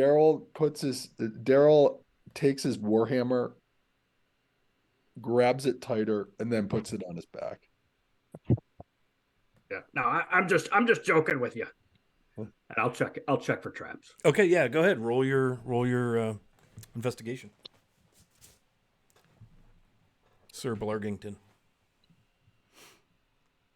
I got a 12. Does a +2 help? You can apply a +2. That's fine. It just, makes it a I'll 14. yeah. Yeah, you look around. You don't see any sign of any traps. Looks just like a very well-made, fashioned right into the wall. Very, until Daryl points it out to you and helps you see the seams, you can't even see the door. It's incredibly well crafted. Kind of mind-blowing how the dwarves managed to do this. But you don't find any sort of tripwires or, pressure plate, anything that would indicate that door is trapped. So Blarg will say, "Looks good," and I'll swing the door open, or however it opens. Okay. Let me see if I can reveal behind. I'll bet Blarg, if you move your character, it'll show it, because for some reason my laptop is lagging terribly. Which, yeah, see, you can see it. I haven't even revealed it yet, so I have to also reveal the mystery of why dynamic lighting is still on. I don't understand it. Probably the statues. So there's a set of stairs that goes down, looks to be maybe 15 feet or so. I'm gonna walk to right there. And at the end of the stairway is another door. And these doors, again, these are oak doors bound in iron. As you descend the stairway, see, are you guys seeing that on the map, that it's opening things up? You could see. I don't see beyond I stopped, so I didn't see anything. Okay. I don't see anything beyond the doors. Okay. So strange. You hear, who speaks Dwarven? Obviously Blarg. the dwarves do. Blarg does. Meredith, do you speak Dwarven? I don't believe I do not. Okay. Well, this voice shouts out in Dwarven, "Alert! Alert! Intruders approach! Alert! Alert! Intruders approach!" as you go down the stairway. I wanted to tell you that before you open the door, just in case. These are some pretty long-lived dwarves behind these doors. Did it sound like that voice was coming from behind the door? It's or just all around? booming. Yeah, it's booming. It could have just been a magical warning. Yeah. But I'm gonna investigate the door and see if there's any traps on it. Okay, go ahead. Let's see. I got a 14. Looks like a standard issue door, iron bound, oak, heavy, well made. One thing that's interesting is every door you've opened since entering this area has swung in on its hinges as if it's been oiled, maintained. It's like pristine, even though everything's dusty and old, and very clearly old and dusty and so forth. So yeah. Is it possible the dwarves still work the forge?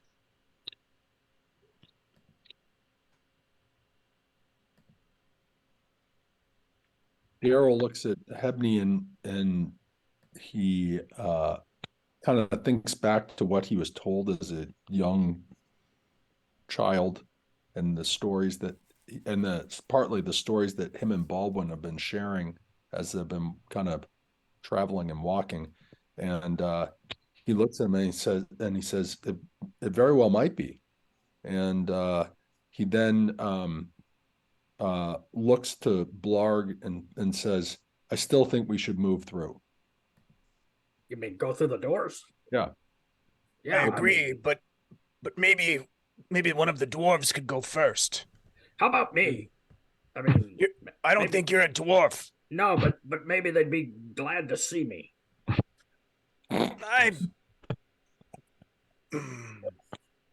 Larg. I mean, I speak Dwarvish. Well, take a dwarf with you then. Daryl's okay with that. He actually hunkers right up next to Blarg and Should I put my weapon away, Brother Gonzo? definitely. All right, I'll unbonus action. Can you do that? I don't believe that's a thing. No. I'm going to debonus actionify the sword and put it away, Okay. and then I'll say, "You go first. I'll come in behind you." And I don't know why I'm coming actually, but whatever. Okay. And so No. Daryl does that, and he'll try to open the door. Okay. Yeah, it's unlocked. You can open the door. He opens the door and walks through. Okay. Move your token once to the door and see if it illuminates the room beyond. Oh yeah. Yeah, it does. I don't understand. I got dynamic lighting like literally off. It says off. But yet it's on. Okay, so let me describe the room and then we're going to take our break because this is a perfect spot to take the break. The enormous hall you see is lined with 10 great pillars carved into the forms of giants and dragons, and these pillars support this vaulted ceiling above. Glittering orange torches set in sconces along the walls illuminate the room, and a mighty throne sits on a dais at the opposite end. Let me shrink and zoom and move the map here for the stream so folks can see what we got here. Fine. Very cool. This seems okay. Feels like Moria. Mm-hmm. There we go. So there's kind of a look, at the room. You guys can see it on the map. Man, I've got some kind of weird 3D effect going on here. This is crazy. Yeah, you can see the shadows cast. Dynamic lighting is definitely on, even though it indicates that it's off. So that's what you see. And it looks like there's maybe 6 or more pallets, sleeping pallets. There's a campfire in front of the dais. There's rubble strewn here and there, fragments of litter. Looks like the walls maybe at one time had these beautiful mosaics. They've been smashed and damaged. They've been defiled by what looks to be some kind of graffiti. And it looks like there's maybe 5 exits to this vast chamber. Again, each square on the grid is 5 feet to give you a sense of the overall scope of the space. And I think right here we're going to hit the pause button and take a quick break, a quick stretch. We usually go 5 to 7 minutes on those breaks. So don't go away. When we come back, we will activate. We're going to be giving away another classic D&D module. As you see, I just put it up on stream. It is B4, The Lost City. So there it is on stream.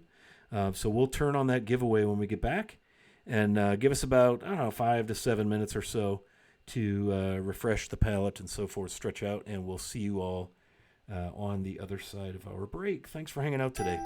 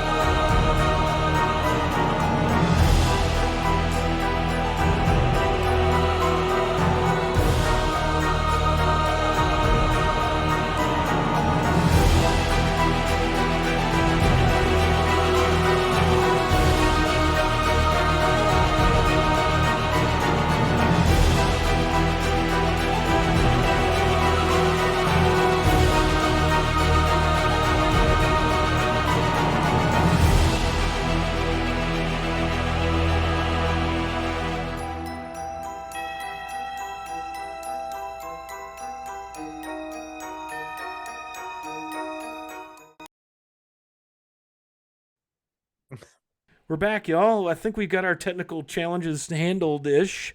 Now, get this. For my next trick, I'm going to now attempt to start the giveaway. On Roll20, I've got like a triangle with an exclamation mark, and it's Listen, under your name, Scott. Listen, you need to be quiet. Okay. I swear I do. I'm going to start the Oh giveaway. my We're going to give gosh. away a copy of this here cool purple module, the Lost City. We have this really cool benefactor. And as soon as I find the giveaway, there we go. Giveaways. Oh, I bet Cloudbot's. Okay, Cloudbot is still on. This benefactor is amazing, by the way. Pretty Yeah. pretty Thank damn you, amazing. benefactor. Thank you, Yeah. benefactor. Yeah. Okay, custom. Clicky click. There we go. You guys ready to do a giveaway? And we'll draw the winner at the end of this here session, assuming we all get to the end of this here session. Okay, starting giveaway. Giveaway should be on. Ish. We didn't get a message, though, did we? I didn't see one yet. Is Cloudbot still on? I think it's behind the fog. Things are getting foggy. I have not played the Lost City. It's cool. Definitely a cool module. Okay, there we go. Well, I Giveaway can't started. even- So you if you type exclamation There we point go. giveaway, you're going to be in the hopper for a printed version, not just a PDF, folks.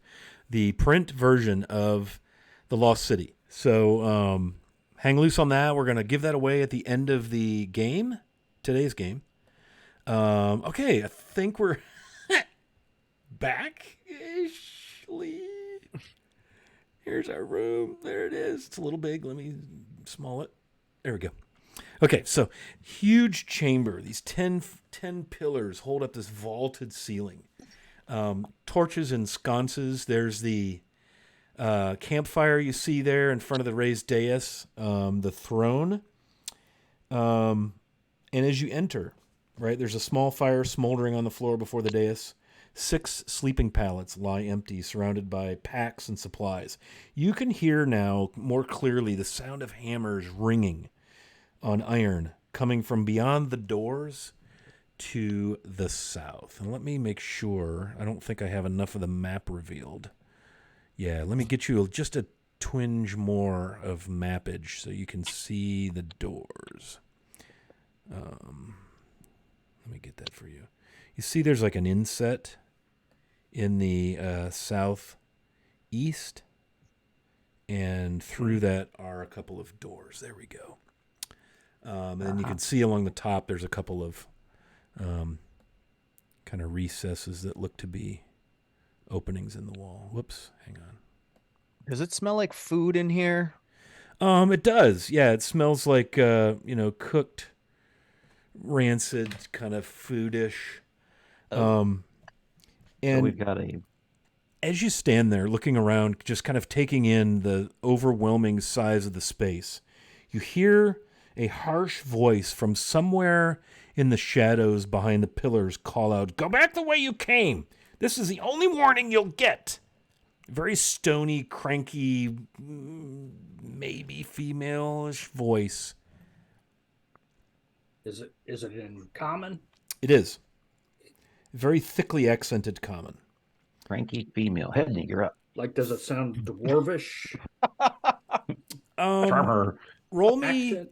an intelligence, Blarg, with your proficiency for linguistness and your intelligence bonus.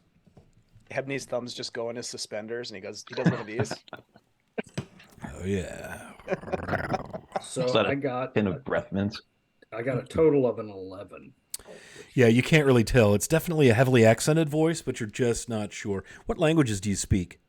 What languages do I speak? Yeah. 10 minutes later. What So does I he speak speak? Common, Dwarvish, Elvish, Giant, Goblin, Minotaur, Orc, Sulawese, Thieves' Cant. Okay. Yeah. That's what I got. So it's definitely a very thick accent of some sort, but you can't make it out. Okay. So I'm you've been gonna warned. Once again, I'll just repeat what it said. Go back the way you came. This is the only warning you'll get. I'm going to say in Dwarvish, show yourself. Why would I do that? Give up my advantage. What makes you think there's more of me, us? them. We come in peace? Do you? Yep. What brings you here? Well, we're looking for something. Well, Show yourself and we can talk. I'd rather not. Hebney is going to move to the south a little bit behind one of these pillars. Yeah, go ahead and Ever so move slightly. your piece. Little cover. Take a little cover. Yep. Okay. We're looking for the Forge of Durgadan. Are you? Yeah. Well, why else would you be here? Of course you are. Yeah. Where is it? And you can hear the hammers pinging on the iron. None of your business. Well, You should probably go.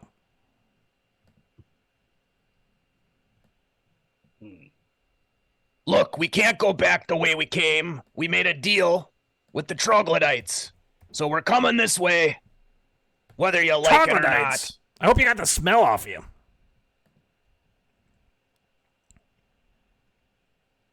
Not entirely, no.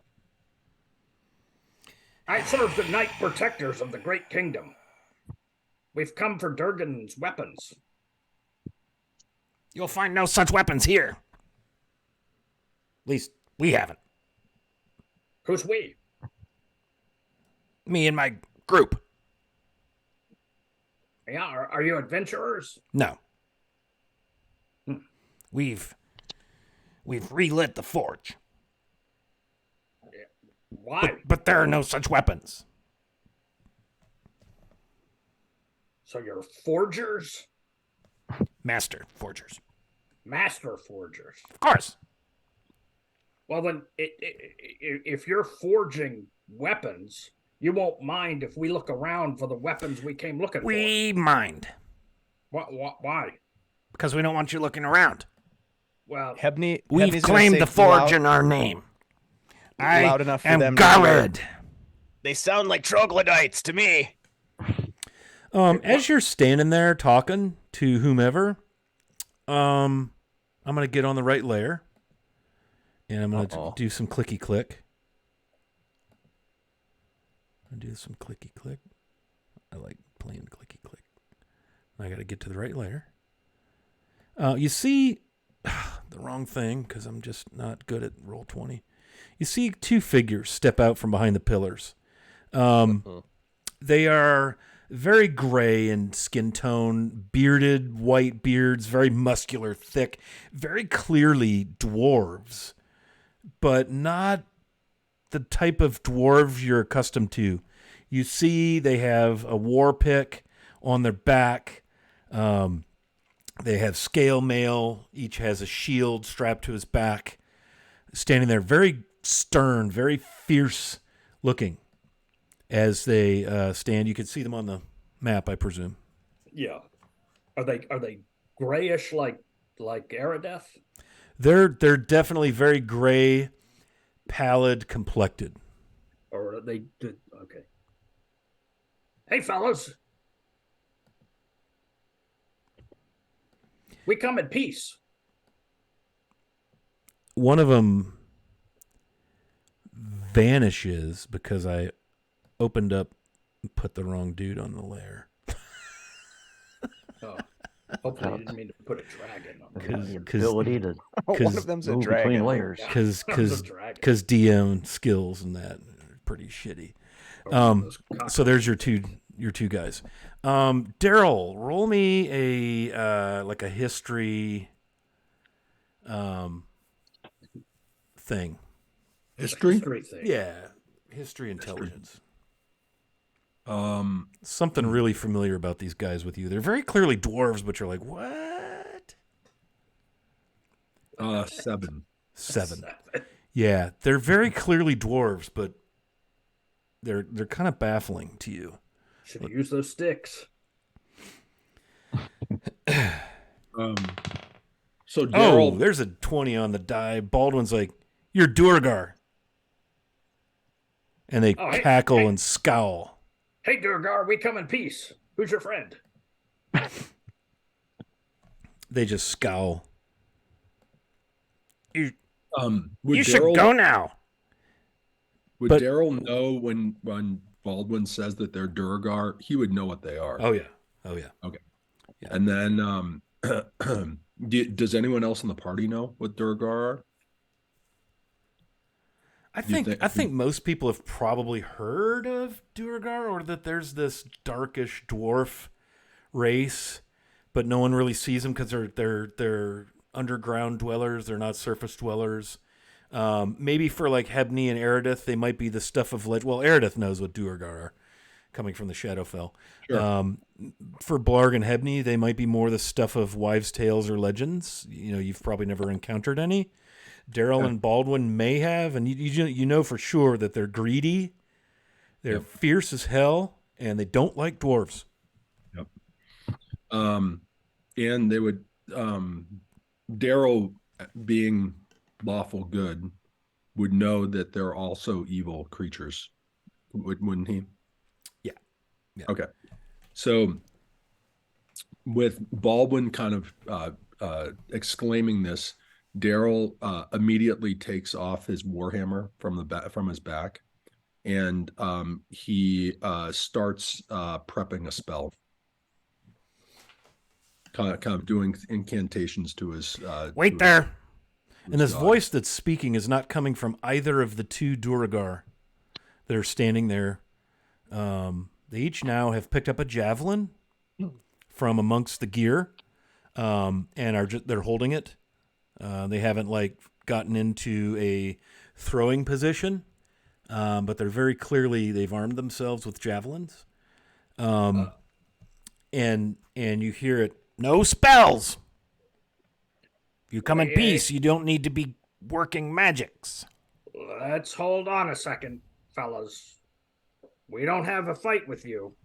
We're just looking for weapons crafted by Durgadan. We find those and we'll leave. We don't care about the forge. Well, as I told you, there are none. We haven't found any. Well, we'd like to take a look around, and we have no interest in your forge. Well, wouldn't that be nice? Yeah. So we have a deal? No. Oh. Well, we have no quarrel with you, but we have to look around. Roll me persuasion, because Persuade. Blarg is super charismatic. He is. Nothing shiftier than a charismatic goblin linguist. I got a 17. 17. What do you mean, look around? The only thing we have interest in are the weapons crafted by the famed Durgan. I told you we found no weapons. We're making our own weapons. Well, we're pretty good lookers, so maybe we can find something you didn't find. But Excuse me? we have no interest in We're your forge. Duergar. No one knows tunnels and caverns and... Understood. We have no interest in your forge. All we're looking for are these weapons. If we find nothing, we'll leave. If we you find find them- any dwarven make weapons, they would belong to us by right. Well, we're here for those weapons. You let us have those, we'll leave. We And the don't forge- have any weapons. I know, but we want to look around and see if we can find them. We don't want to fight you. We have no interest in that. All Well- we're looking for is what we came for. You see the two Duergar kind of grunting and looking at each other like they're growing a little impatient. Roll persuasion again. Roll persuasion again. So at the same time, Daryl kind of goes up to Blarg. He comes up to him and he says, Blarg, the only way to persuade these people is through greed. I got a 13. Okay. And they're only going to take a bargain. So the only way that they're going to help us is if we bargain with them for something that we have. Otherwise, our only solution is to fight. Are you saying this aloud, or are you trying to be sneaky sneak? Well, I'm up. I'm on the map. I should probably move my guy a little bit closer to my friend. Okay, And yeah. so Go ahead I'm- and put your token where your token's token. So I'm like right next to him. I'm like Gotcha. 2 feet away from him Yeah. when I'm saying this to him. So probably loud enough that Blarg You there, can hear, dwarf. What are you saying? but not loud enough that the Durgar Speak so we can all hear you. he looks up again. Daryl looks at them and he says nothing, but he still has his warhammer in his hand. But Perhaps, gentlemen, we can reach an arrangement that's beneficial to everyone. Oh, go on. Well, I've told you what we want. Now you tell us what you want. That's none of your business. Well, then I can't. We were here first. We have what we want. I have no interest in your forge. What have you of value? Well, what is it that you seek? What can I do for you? Probably nothing. I don't want us to be at an impasse. Have you gold? Have you Maybe. gems? Fine weapons? What do you want? What is it going to cost me to search for these weapons? Keep in mind, I'm already agreeing to leave after I find them and not bother the forge. I have no interest in that. That is of some value to you. It's our forge. We've taken it. Fair and square. None were here to stop us. Those dirty, filthy dwarves of Durgetin abandoned it. Well, had we been here, we would have fought off the orcs. Well, we've already helped you by taking care of your orc problem. We're not worried about orcs. Where are orcs? Are there orcs? I don't see orcs. No, because we took care of them for you. There haven't been any orcs here. You hold the forge. Have you gold? You hold the forge as long as someone doesn't take it. I'm not interested in taking it from you. Have you gold? Like how much? You show me gold. I can give you information. I can tell you what I know. Well, you've already told me you don't know anything. Scott, while this conversation is going back and forth, Heavy's going to sneak forward to the next pillar. Okay. Roll me stealth. And I will use my advantage from Cardman. Perfect. Perfect.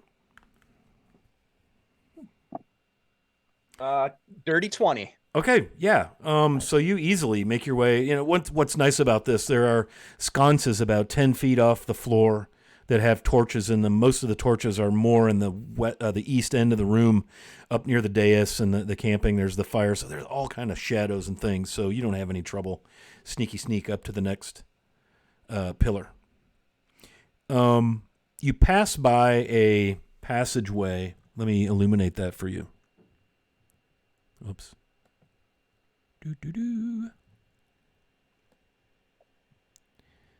That has a set of stairs going down to a... Thank you, Insomnia Knight. To a door. There you are. Can you see that okay? Yes. I'll just take a quick glance down at it as I move past it. Yeah, there's a door there. Okay. And so you're sneaked up to the second passage. How about pillar? Words? Words are hard. Sunday words are hard. Thanks for that advantage there, Insomnia Knight. Welcome. First time chat. That's very cool. Glad to have you here. What are you measuring? You show... It's that darn tape measure. You show Garrett... Bergar yells out, what are you measuring? What are you measuring? You show Garrett gold, and Garrett will give you information. We have not seen any weapons of Durgetin, and if we had, you would not be given them. All of this conversation's been in Dwarven, is that right? No, it's in common. Very broken, common. thickly accented common. Okay. Yes. Eridith, what languages do you speak? I speak... Wrong window. I speak Common, Elvish, Orc, and the always useful Sylvan. Okay. One is a... That will come in handy. Unrecognizable accent. Yeah. So, I don't want to be at an impasse with you, fellas. I mean, you seem like nice enough folks. I'm not a fella. Garrett is a lady. Yeah, they're in the woods. You show 200 gold, and we will talk. We will not kill you.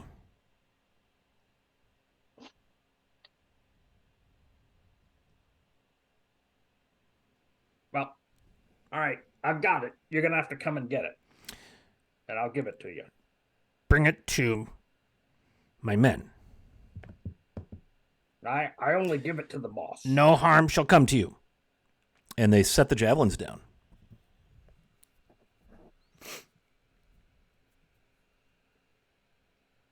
I need to see gold.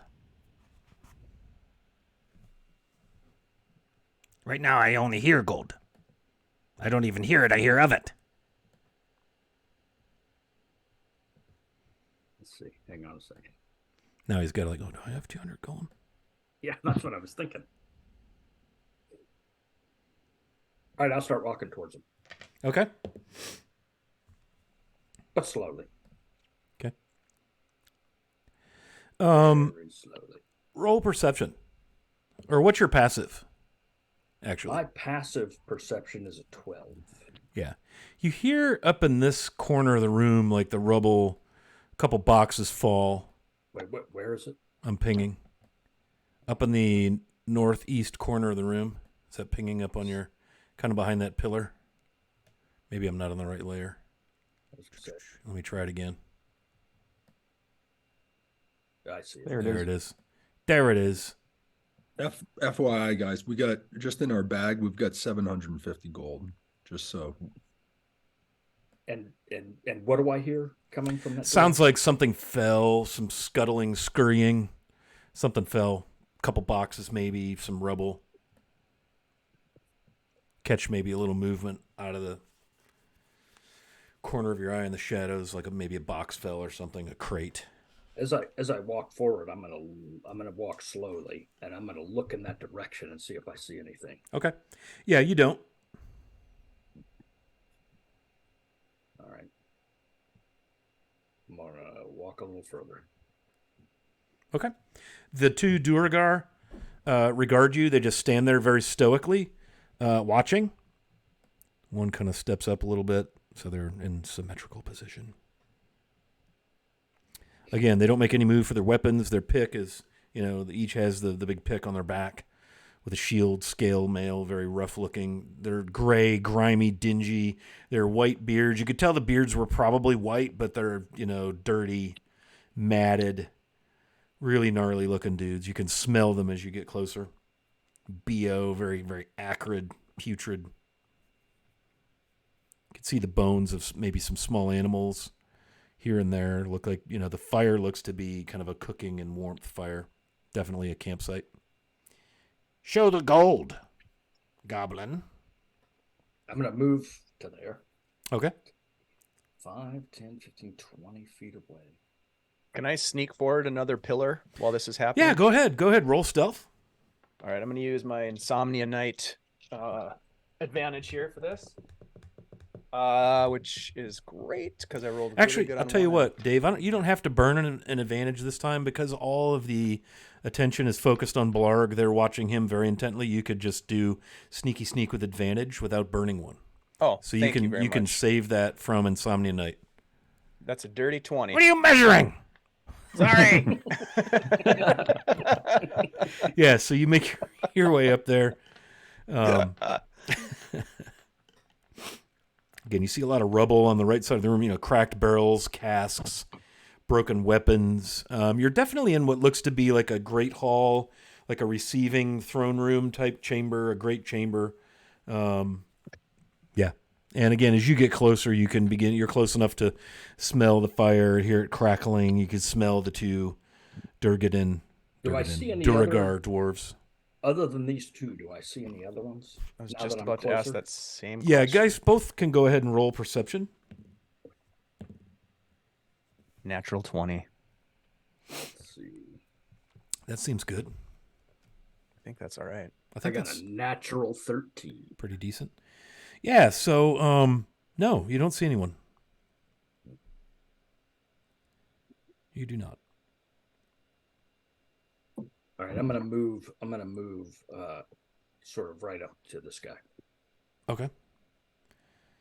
and I'm gonna, with my left hand, I'm gonna take like a pouch that has coins in it, Mhm. and I'm gonna move it and I'm going to jingle it so that you can hear it, and I'm going to make sure he's like watching my. He will make a move to reach for it. I'm going to hold it away from him so he can't reach for it. But I'm going to make sure his eyes like he's watching me. Oh, he is watching the coins. Yeah, he's watching. He nods. Very well. Here's what I can tell you. We don't have any weapons of Durgaden. Would be wonderful if we did. We do not. But I can tell you that to the north, those doors, and I will go ahead and reveal that you can see as you moved through the room, Blarg, and also Hebney, you can see that those alcoves up on the north extend in and reveal like wooden doors. Again, these doors are all wooden, barred with oak, barred with iron, bound with iron. So you can see, oops, I got to scroll the thing down on the stream. Oops, that's up. Up and down are hard. There we go.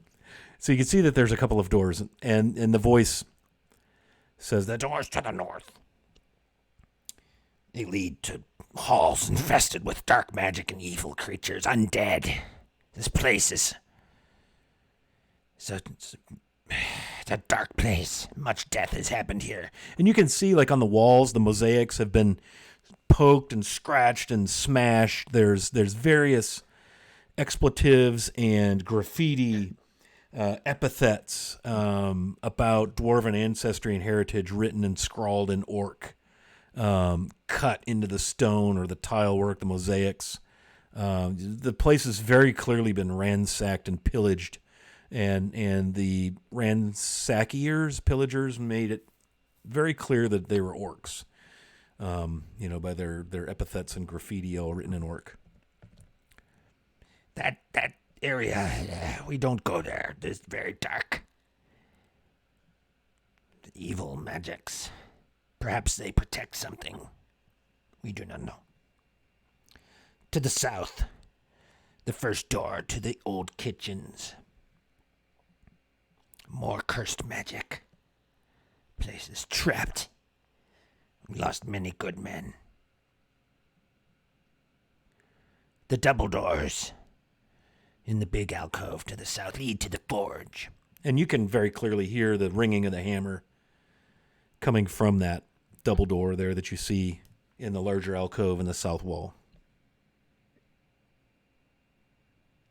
There's a river that flows through this whole Glitterhame and complex, very dangerous and cold.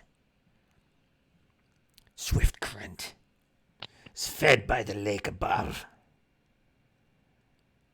Goes through the Glitterhame.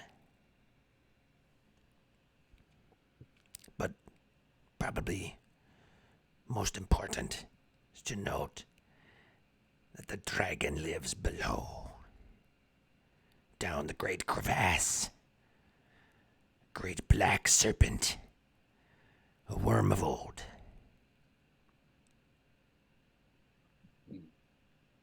If I had to guess, it would be there if there are any weapons that you would find your weapons of Dirgaten. But mark my words, finer weapons shall be forged.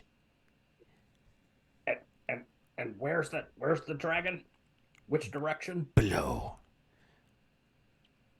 Through the forge room, there's a great chasm. You may find your way down there at your own peril. We do not go that way. So you'll let us pass to the forge. Leave the coin, and you shall pass freely. All right. I'll give the pouch with 200 gold to Smelly. He'll grab it very roughly from you, as like you're some kind of idiot. Snarl at you. Speak something probably not pleasant to you in some language that's very guttural, very dark sounding. A lot of percussive consonants. Like It's really angry German. Kind of a...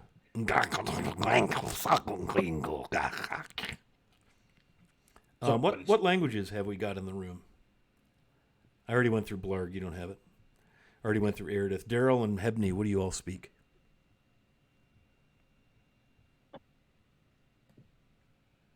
Ebony speaks Common, Gnomish, and Halfling.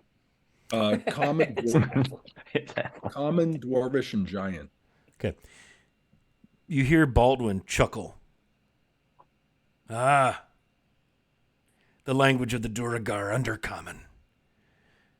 Blarg, your family has been insulted.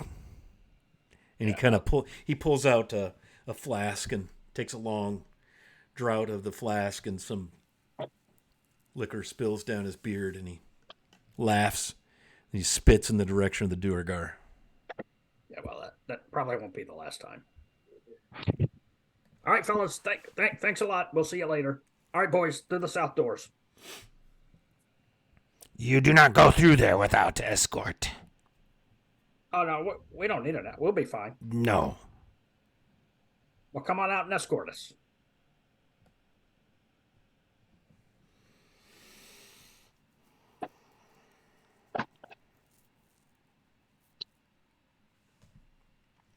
From behind the throne, you see...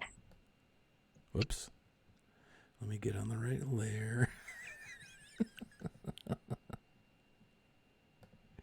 You see a figure step out, a diminutive figure. I still can't grab it. There we go. Step out and come out to the front of the dais. And it's this gnarly looking... What are you measuring? Who is always measuring? And the voice comes from this withered looking Duergar, probably a female-ish. I am Garrett. I lead this expedition. They have a short sword at their hip, a hand crossbow that seems to be kind of strapped around their forearm, studded leather armor. And as she just kind of materialized out of nowhere beside the throne. Oh, hey, I'm Grog, and I'm not going to claim that I lead us, but nice to meet you. You will not enter the forge without my company. We do not trust surface dwellers. All right, I guess that's fine.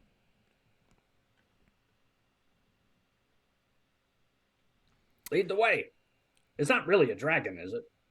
She comes down and snatches the purse of gold from the other Duergar and puts it somewhere inside her armor, loosens her short sword in its scabbard, and makes her way to the doors, flinging them open. And you smell the especially for like Daryl and Baldwin, the familiar smell of coal fire burning hot. The ringing of the hammers much louder as she throws the doors to the forge room open.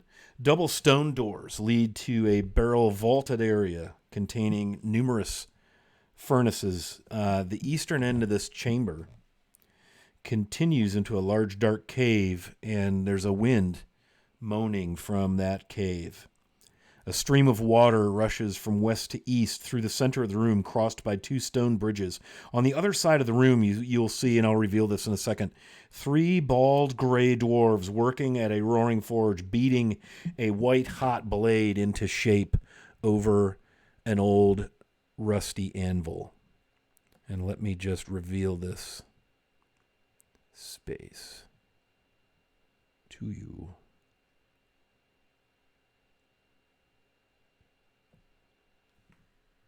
Okay.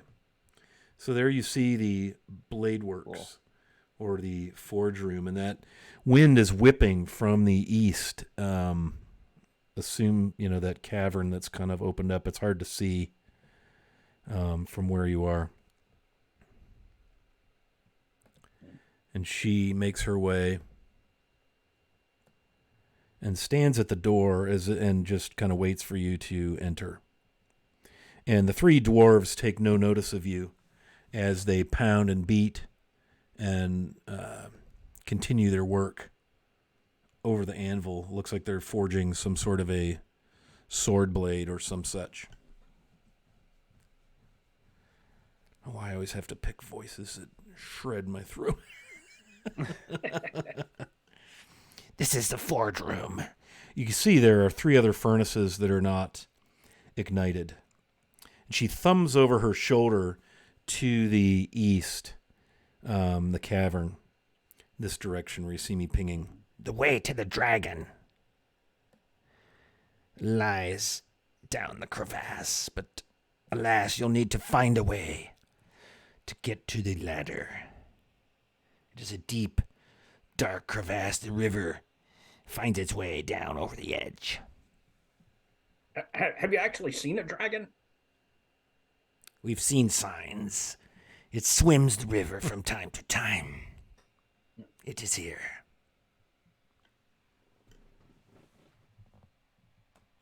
So we gotta go to the east, huh? You need to find your way, yes. We will not be going that way. You're not gonna guide me there? I'm not taking you to a dragon. All right, well, nice meeting you. Thanks so much. You could see as you go in, there's another furnace beyond. Again, there's torchlight in crude sconces that light the way, and you could see the edge of the river as it disappears over into the great crevasse, or I'm not sure, chasm. And she said there was a ladder? Yes. She does come with you. Let me get back a hold of her. Get my grabbing tool. She scurries across the bridge with you, as do the other two Duergar from the room. As you make your way through, the other three don't. They look up for a moment and they see Garrett leading you, and kind of stop and watch. Particularly this Duergar, who looks different than the others. Which one? Oh, I see him. The one I was pinging The there. one that actually looks different. Yeah, this one right here. Yeah. How does he look different? Like, He's got a longer beard. He's in robes. I can describe him to you if I can find it here.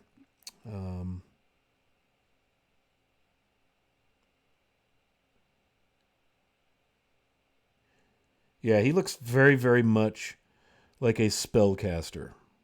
Absolutely. In robes versus in armor, that sort of thing. yeah, okay.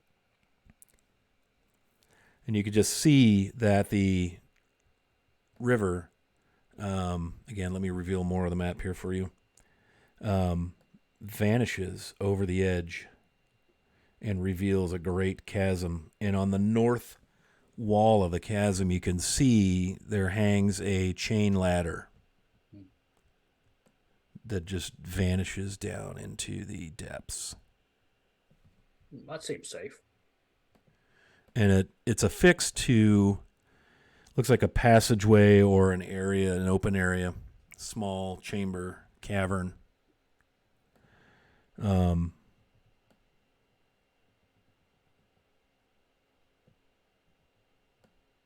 how the hell are we going to get over there?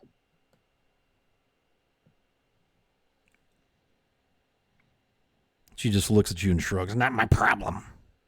Perhaps there's a way around through the north. You mean through all the dark magic and stuff? Yes. That doesn't sound fun. What are the walls of the chasm made out of? It's all stone. It's a very natural drop off. It descends into darkness. The stream running through the old dwarven bladeworks meanders through this natural cavern, as you see where you all are standing, before tumbling into a great chasm. You see nothing but darkness below, although the splashing of waters deep below is barely audible over the roar of the waterfall itself. and you see that ledge that's somewhat shielded by a spur of rock. You can just make out the ledge. I've probably revealed a little bit too much of it based on the sight lines of that wall, sorry.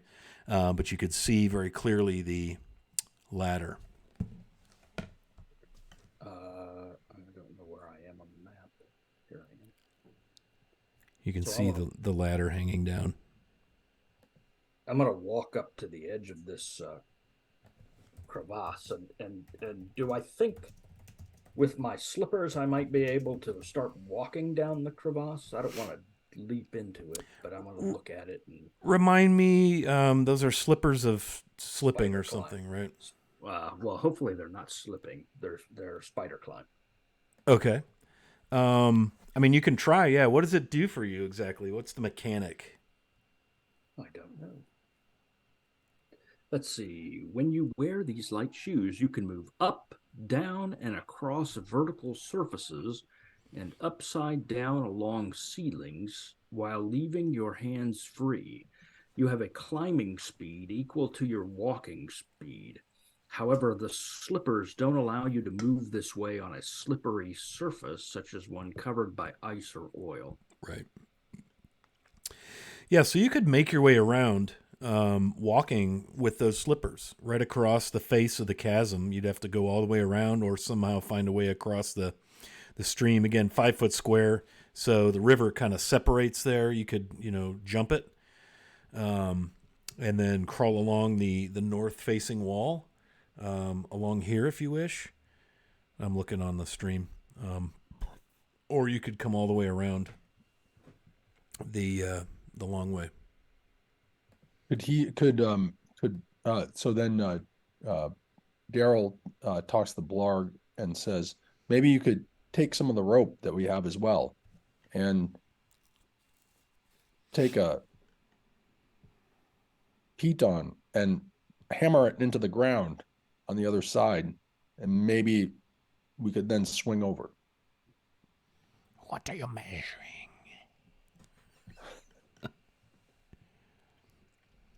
Yeah, I can try to do that. Hey, credit my account for 200 gold, by the way. Noted. How much rope do we have? 6 feet. 6 feet. Perfect. I've got slippers. I don't have to swing across. Let me see how many I got. Inventory rope.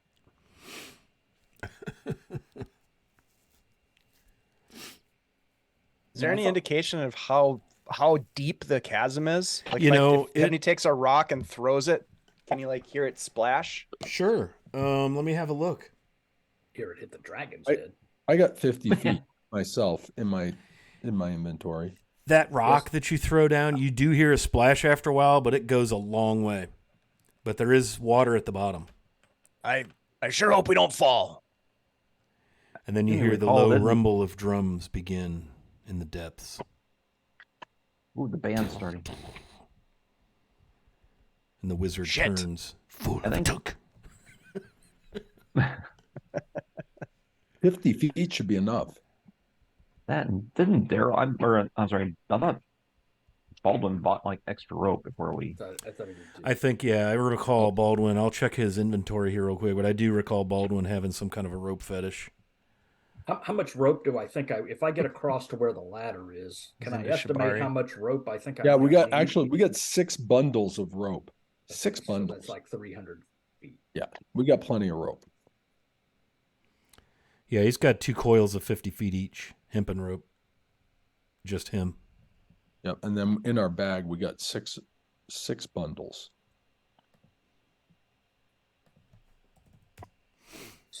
So I'll There's Tim. Fetish? I don't have a fetish. Yeah. So I'll take that rope. Okay. And I'm going to walk around with my slippers this crevasse, on the edge of the crevasse, and just walk up my way around, ultimately getting to here. So I see. I might try to do You're this. taking all the rope with you and not tying one end somewhere over here first. I made it. Hey, I can't think of everything, guys. Is there anything to attach the other end of the rope to over here? I mean, you're Oh. in a cavern. Yeah. You're gonna want to probably secure that with a piton. How about the unlit furnace over there? You do have a rather large unlit furnace. That, yeah, you could tie it off on there. This. Yep. That's one of the unlit furnaces. As you're doing all this, you notice the hammering stopped, and the Duergar are now regarding everything you're doing, just watching, and they're kind of talking in this guttural, awful, undercommon language of theirs. You can't really, like Baldwin, can't really make out what's being said, but they're just watching. There's laughter, but it's not joyous laughter. It is definitely judgmental, cackling, thinking. The gist of their conversation is you're thinking they are pretty well convinced you're idiots and you're probably going to die. And hey, Wilson has thrown out advantages like it's the holidays, like it's Oprah. You get an advantage and you get an advantage. And the DM so far has gotten 4 advantages. Thank you, Dave. 5 advantages. Now I'm losing track here, Dave. You're such a giving friend. 1, 2, 3. Thank you, Dave. Thank you, Dave. 3, 4, Thank 5, you, Dave. 6. Nice 6 for the DM. Thank you, Dave. I love you, man. And they're just watching. All right. Well. What do you mean to do? I'm gonna go down the hole. Why? Honestly, Don't you find it unwise to I really don't venture know, to be into the honest. lair of a living dragon? Well, it seems now that you put it that way, it does seem kind of unwise. But wisdom wasn't always my strong point, so I think I'm just going to go down the hole and see what's there. You didn't search down the hole, right? No, So there could be weapons there that we're looking for, I suppose. and we don't have any claim on your forge. We're not interested in your forge, so we'll go down, get the weapons, and then we'll leave, just like we talked about earlier. She kind of regards you.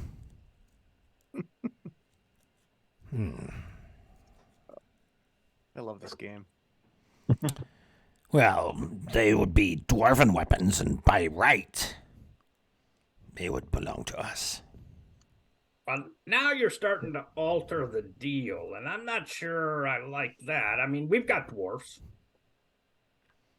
She spits. If you have not gone down into the hole, You're to find fortunate them, we've not they are slain them. yours to- Well, so all I'm saying Your gold is, has saved you. and all I'm saying is we've reached an arrangement, a truce, if you will. So all we're looking for are these weapons, and then we're going to leave. We're going to leave you to your forge. More power to you. Roll persuasion. These dwarves are tough, man. They're not known for their cheery disposition. Duergar are some grim-ass folk. I got a 12. They work for the sake of greed and work and fierceness. Well, I don't believe you'll survive. I'm not sure I believe that either, but it looks like you have nothing to lose. We'll be watching for your return. But we have a deal. I've gotten you this far. That is the deal. We'll see what you find below. Now, that's not the deal. The deal is whatever we find below, we take with us when we leave. We shall see. Well, no, then we don't have a deal. Then we kill you where you stand. Yeah. Well, look, I don't want to fight you guys. I've been trying to avoid that. But I got to reach a deal with you. I have my gold. Uh-huh. We shall see what happens upon your return if you're fortunate enough to live. Well, Now be on your way. All of you are going, right?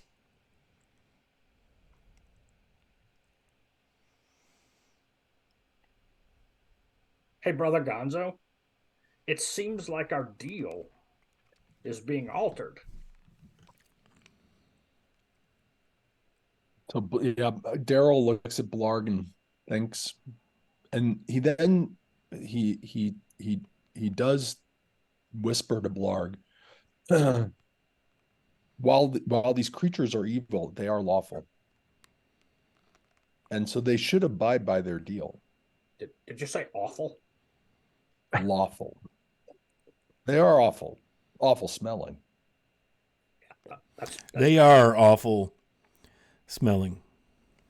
So you think we can trust them? I think so. And if not, we'll have the weapons and we'll kill them. Well, of course, if they're right, Brother Gonzo, there's a dragon down there, and the dragon may soften us up a bit. I think we avoid the dragon. Yeah, I don't speak dragon, just so you know.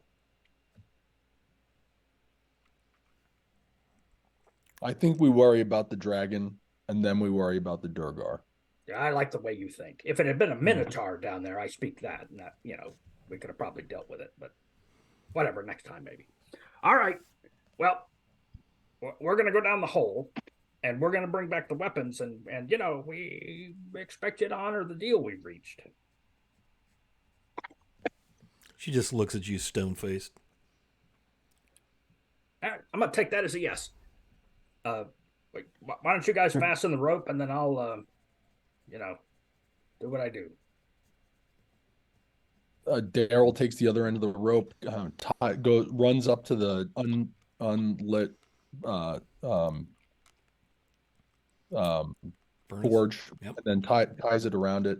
Make sure that it's sturdy. Kind of pulls all his weight on the knot that he ties back on the rope. Make sure that it's not going anywhere, and then coils up the rest of the rope and hands it off to Blarg. And I'm going to begin to walk around the edge of the crevasse, but I'm going to do it carefully and make sure it's not, too slippery for me to be able to manage to get across. Yeah, you can work it. You just have to take your time. There's some loose rock. It is slippery because it's wet, but it's not like smooth and mossy, gross slippery, like that kind of slippery. Okay. But, with those slippers, you're just like feeling like $1 million. You're very sure-footed. You just have to take care you don't step on anything too loose and find yourself plunging to your certain death. All right, so I'm gonna walk all the way around with the rope. Okay. So you've got this rope now. And Blarg, you can go ahead and move your token over to the other side where the chain ladder is.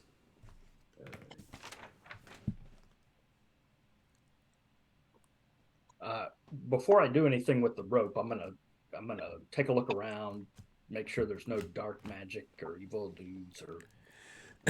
Okay. So you're gonna have a good peek around this space here. Yeah. It's nothing more than a small cavern, kind of a landing right there. It's got a kind of an alcove in the north and an alcove in the east there. Okay. Doesn't appear. I mean, you don't see anything there. Okay. It's very dim and dark. You're just beyond the torchlight, really, and it's blocked off by that wall. All right. Daryl yells over to Blarg, secure the rope. So I will do that. I will secure the rope. Is there anything I can secure it onto on this side? Well, there's the pitons that have served for as the anchors for this ladder, this chain ladder. You could probably secure it to one of those easily enough. Do they look pretty secure? Yeah. Yep. All right. I'll Everything looks incredibly safe. It does. He said, not looking at the camera. All right, then I'll do that. It's just an old, simple chain ladder. Yeah. It's a little corroded. It's a little sus, but if you kind of fuss with it a bit, It is definitely solidly affixed via those 2 pitons. So I'll affix the rope to that. The waterfall is rather loud. You've become covered. Any of you who are in this space are now pretty well soaked through from all of the water hanging in the air from the river rushing over down into the chasm.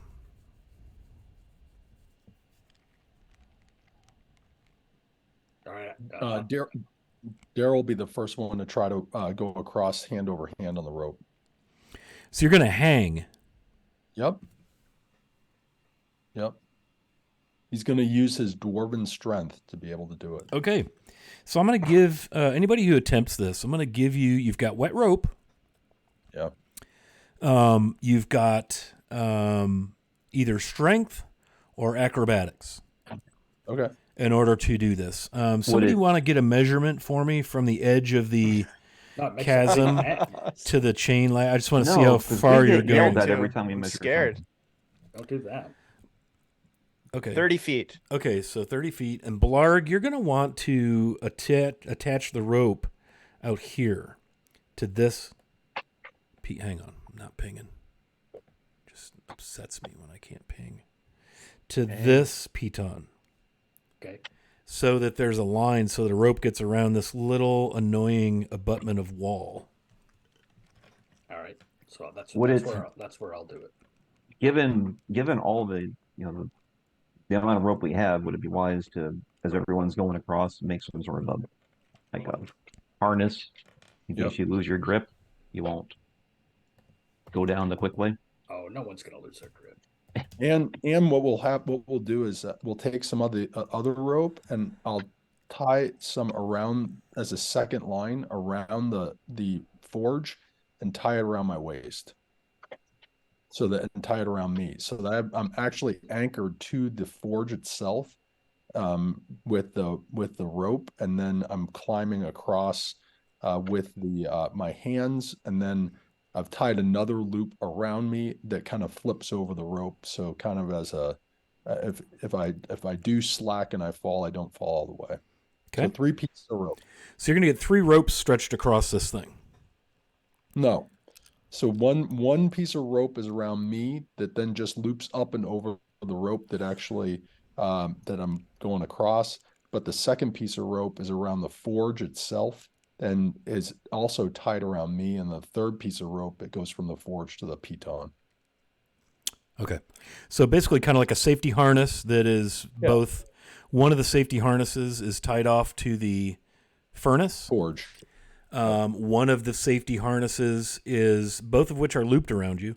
One is tied off here on the forge. Is it pinging? Yep, exactly. Okay. Yep, you got it. I got to get my map straightened out here for the viewing public. Sorry. There we go. I kind of put just a line across. I know it goes through the wall, but just imagine the rope kind of around the wall. And then one kind of around you and looped over so that if you lose your grip, you're either going to hang from the rope or dangle and probably slam against the side of the chasm as you're hanging from the tether from the furnace. You got it. Okay. So you do this. Let's go ahead. I'm going to have you make 2. And again, you can make acrobatics or athletics for this. Okay. 1 is going to be to start off successfully, and then 2 is going to be a little bit higher to get around. Because again, picture I've got this straight line drawn as if it were the rope, but the rope actually is going to be up against the face of the rock wall, and you're going to have to kind of navigate that. It's a little slippery, that kind of thing. So you're going to have another DC to get around that without a situation. So I'm going to give you a DC 10 to hand over hand, and again, acrobatics or athletics. Here, you're going to have a DC 14. Okay. If you lose your grip, and that's the danger there, is getting a hold of the rope, losing your grip as you try to navigate that. You will then have to make a dex save, DC 10, to just catch yourself. And if you fail that, a second dex save will be the fail-safe rope tied off to the furnace. And that'll be a DC 8. So let me write down my DCs. So I got DC 10 to start. Then DC 14. If that fails, you have a DC, I can't write, DC 10, Dex, and that's Dex. Then a DC 8. If you fail the 10 and the 8, you drop and die. Okay. So does that seem like I've weighted that properly? Because I'm trying to give you the 8 of that rope tied to the furnace. Yeah, I think that's reasonable. Yeah. Now, if you should fall and you fail your dex save, the first one, and don't dangle there from the rope, you're going to swing back and slam against the cliff face, and you're going to take some bludgeoning damage. Okay. What is it? If D6 per 10 feet fall, right? Yep. So I'm going to count it as a 30-foot fall, so it'll be 3d6 bludgeoning. Okay. Will the guys be able to pull me up with that rope? Absolutely. Whoever's last would have to pull themselves up, which is going to be some additional athletics.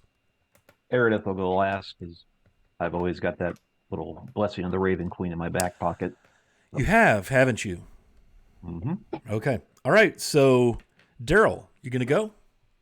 Yes. And Right. can I use advantage on both of my first? Yeah. and Oh, yeah. second? Advantages are advantages. Absolutely. Good. Okay. So athletics.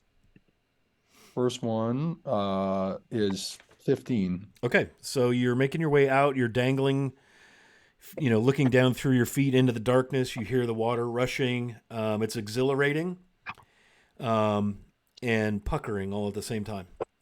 You pull your way across, and you are basically up against this stone wall face, trying to get the rope and all that. So give me the DC roll there.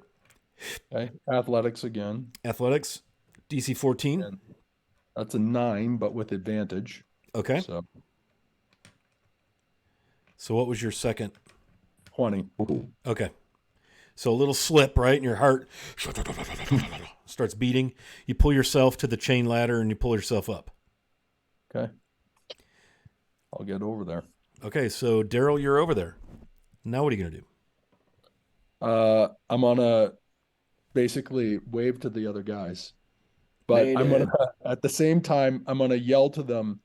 I got the rope tied around me, so what I'm gonna do is I'm gonna take the little rope harness that went over the rope, over the rope that I came across. I'm gonna tie it to the rope harness that I had. I'm gonna yell to the guys, pull the harness back. Right. Got you. Okay. So somebody has to pull the harness back. Yep. I'll pull it back. Okay. If you guys just learned how to walk on walls like I have, it'd be a whole lot easier. All right. So you get the rope back. Let's send Baldwin over. Red Rover. Send Baldwin over. Let Baldwin come over. All right. So Baldwin's best is going to be Sorry, Tim. acrobatics. He's got a blue dot. I think he's doubly proficient, no, that's the circled dot. He is proficient in acrobatics, so we're gonna roll with that. And I know he's gotten a couple of advantages, and I'm just gonna go ahead, and I feel like we don't want to mess this up, so we're gonna make sure we don't burn that. We're gonna burn those 2 advantages. Excuse me. So the first one on the DC 10 to pull himself across as he swings out over. First thing he does is takes a nice draft from his flask. All right, boys. See you on the other side. And he swings out over the chasm. And I've got an 18 plus 5 is 23. Pulls himself across with ease over to the rock face. He arrives there, and DC 14, again, with advantage. 10 is the high number, but he has a plus 5 for acrobatics. So, again, he bobbles a little bit, slips and whistles, kind of, and then pulls himself to safety. So Baldwin O'Farrell exits the rope climb thing and unfashions the rope from around his waist and affixes it and hollers over, waves. All of this after he drains his flask. And yes, swashbucklery. You're right, Tim. That's his thing. And he releases the harness rope and the other harness rope so that you can pull it back over. Who is next?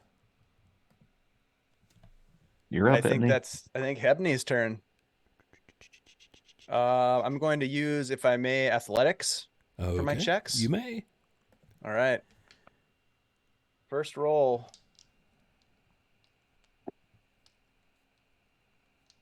Total of 16. Yeah, no problem. So Hebney swings out over the chasm, looking down between your booted feet, thinking It's the in your happiest mind, you've seen him. Yeah.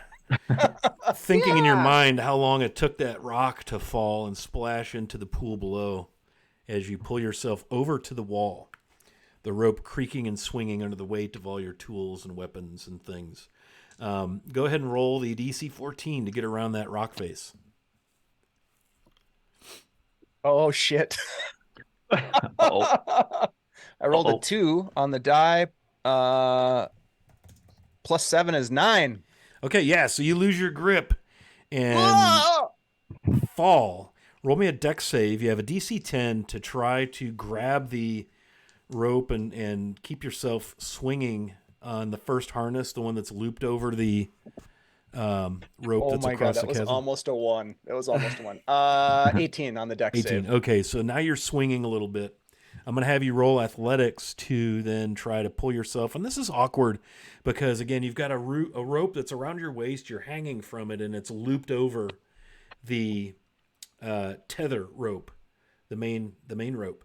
And so you're swinging there. It's very awkward. So give me an athletics. I'm going to give you a DC 12 to pull yourself up and get back on that rope. Get your grip on that rope so that you can finish the traversing across. 10. 10. All right. So you're still swinging there. Oh, shit. What do you do? Where am I in the middle of the rope, or I'm by that outcropping, aren't I? You are, I've kind of got you in my mind's eye, like right in here somewhere. Yeah. And you're just kind of swinging maybe 10 or 12 feet below the, you're like, oh God, trying to I'm gonna pull start to do like a swinging motion. Okay. I'm gonna try to swing myself over to the ladder. Okay. Give you a DC 10 on that one. All right. Yeah. Athletics again. Yep. Come on. Oh yeah. 19. Okay, yeah. So you cling to the ladder, you catch it, you're like, holy shit. And you're on the ladder. I hate crevasses more than I hate ladders.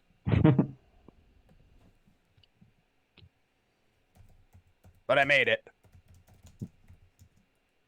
Does the ladder feel sturdy? Yeah. I mean, as well as a chain ladder can feel. But it doesn't, you know how a chain ladder is just hanging there. It's Yeah, it not a sucks. stiff I'm chain scared. ladder, right? It's not a Yeah. stiff chain ladder. He's gonna scurry up. But it definitely feels like it's well affixed to the ledge. It's just, some rust comes off in your hands and, you're just Yeah. like, God, this is... God. I just got shivers up my spine. Yeah, this is thinking about skeezy, it. man. This is skeezy. A little Ugh. sketchy. And, if this ain't bad enough, you all are, what's rumored to wait for you at the bottom somewhere. You almost The- want to fall just to get it over with. Hopefully before not the gaping maw of a large black dragon. That's what's at the bottom of the ladder. It's Right, just yeah, the just right into the open. mouth. Yeah. Okay, so that leaves Eridith and Eridith, right? You're it? Eridith and Eridith, yeah. Okay, so what are you going to do, my friend? Just one question though. Durgar in the Shadowfall, right? Shadowfell. They're under dark things. So if there are Okay. ways into the Underdark, if there's a Shadowfell Underdark, let's just say for the fun of, D&D and all things fantasy, hell yeah, there's Duragar. You're familiar with them. You've never encountered them, but you know what they are. Right. And they would be, they're familiar with the Raven Queen and I don't know about that. typically- I don't know about that, Okay, man. They're all right. pretty singular of purpose. Okay. Yeah. So much for giving them a little bit of fear. Okay. I will pull the harness back across. Okay. And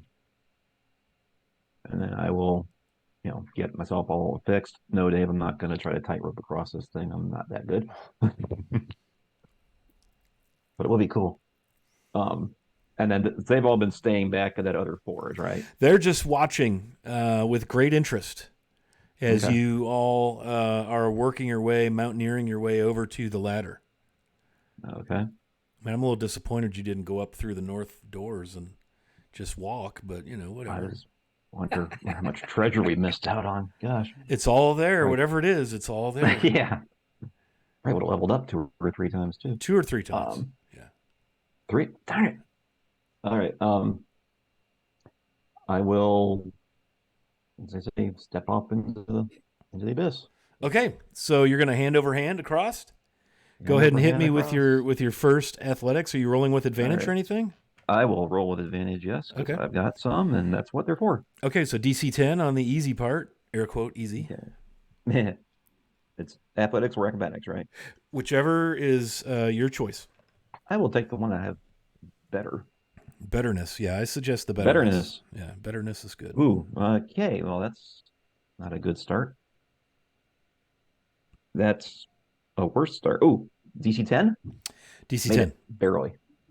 You meet it, you beat it, right? So I Meet it, rolled you 10. beat it. That's correct. Yep. Meet it, you beat it. It's not as easy as it looks, but I will make my way across. Okay. So hit me with the DC 14. You get to that stone face. You've got to kind of work your way around it, almost like rappelling a little bit. But the challenge is getting the rope gripped, because it's pressed tight against the wall the way the rope is strung up. So I'm going to also use an advantage on this because I rolled so awesome on the easy part.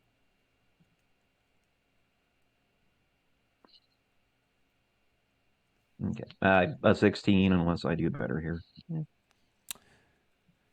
16 is enough. 19. Yeah. 19. So I make it Aridith, look you easy. very, very nimbly work your way, just like a wizard. Work your way not a wizard. down the rope and to the chain ladder and up onto the ledge. You may move your character, move your token.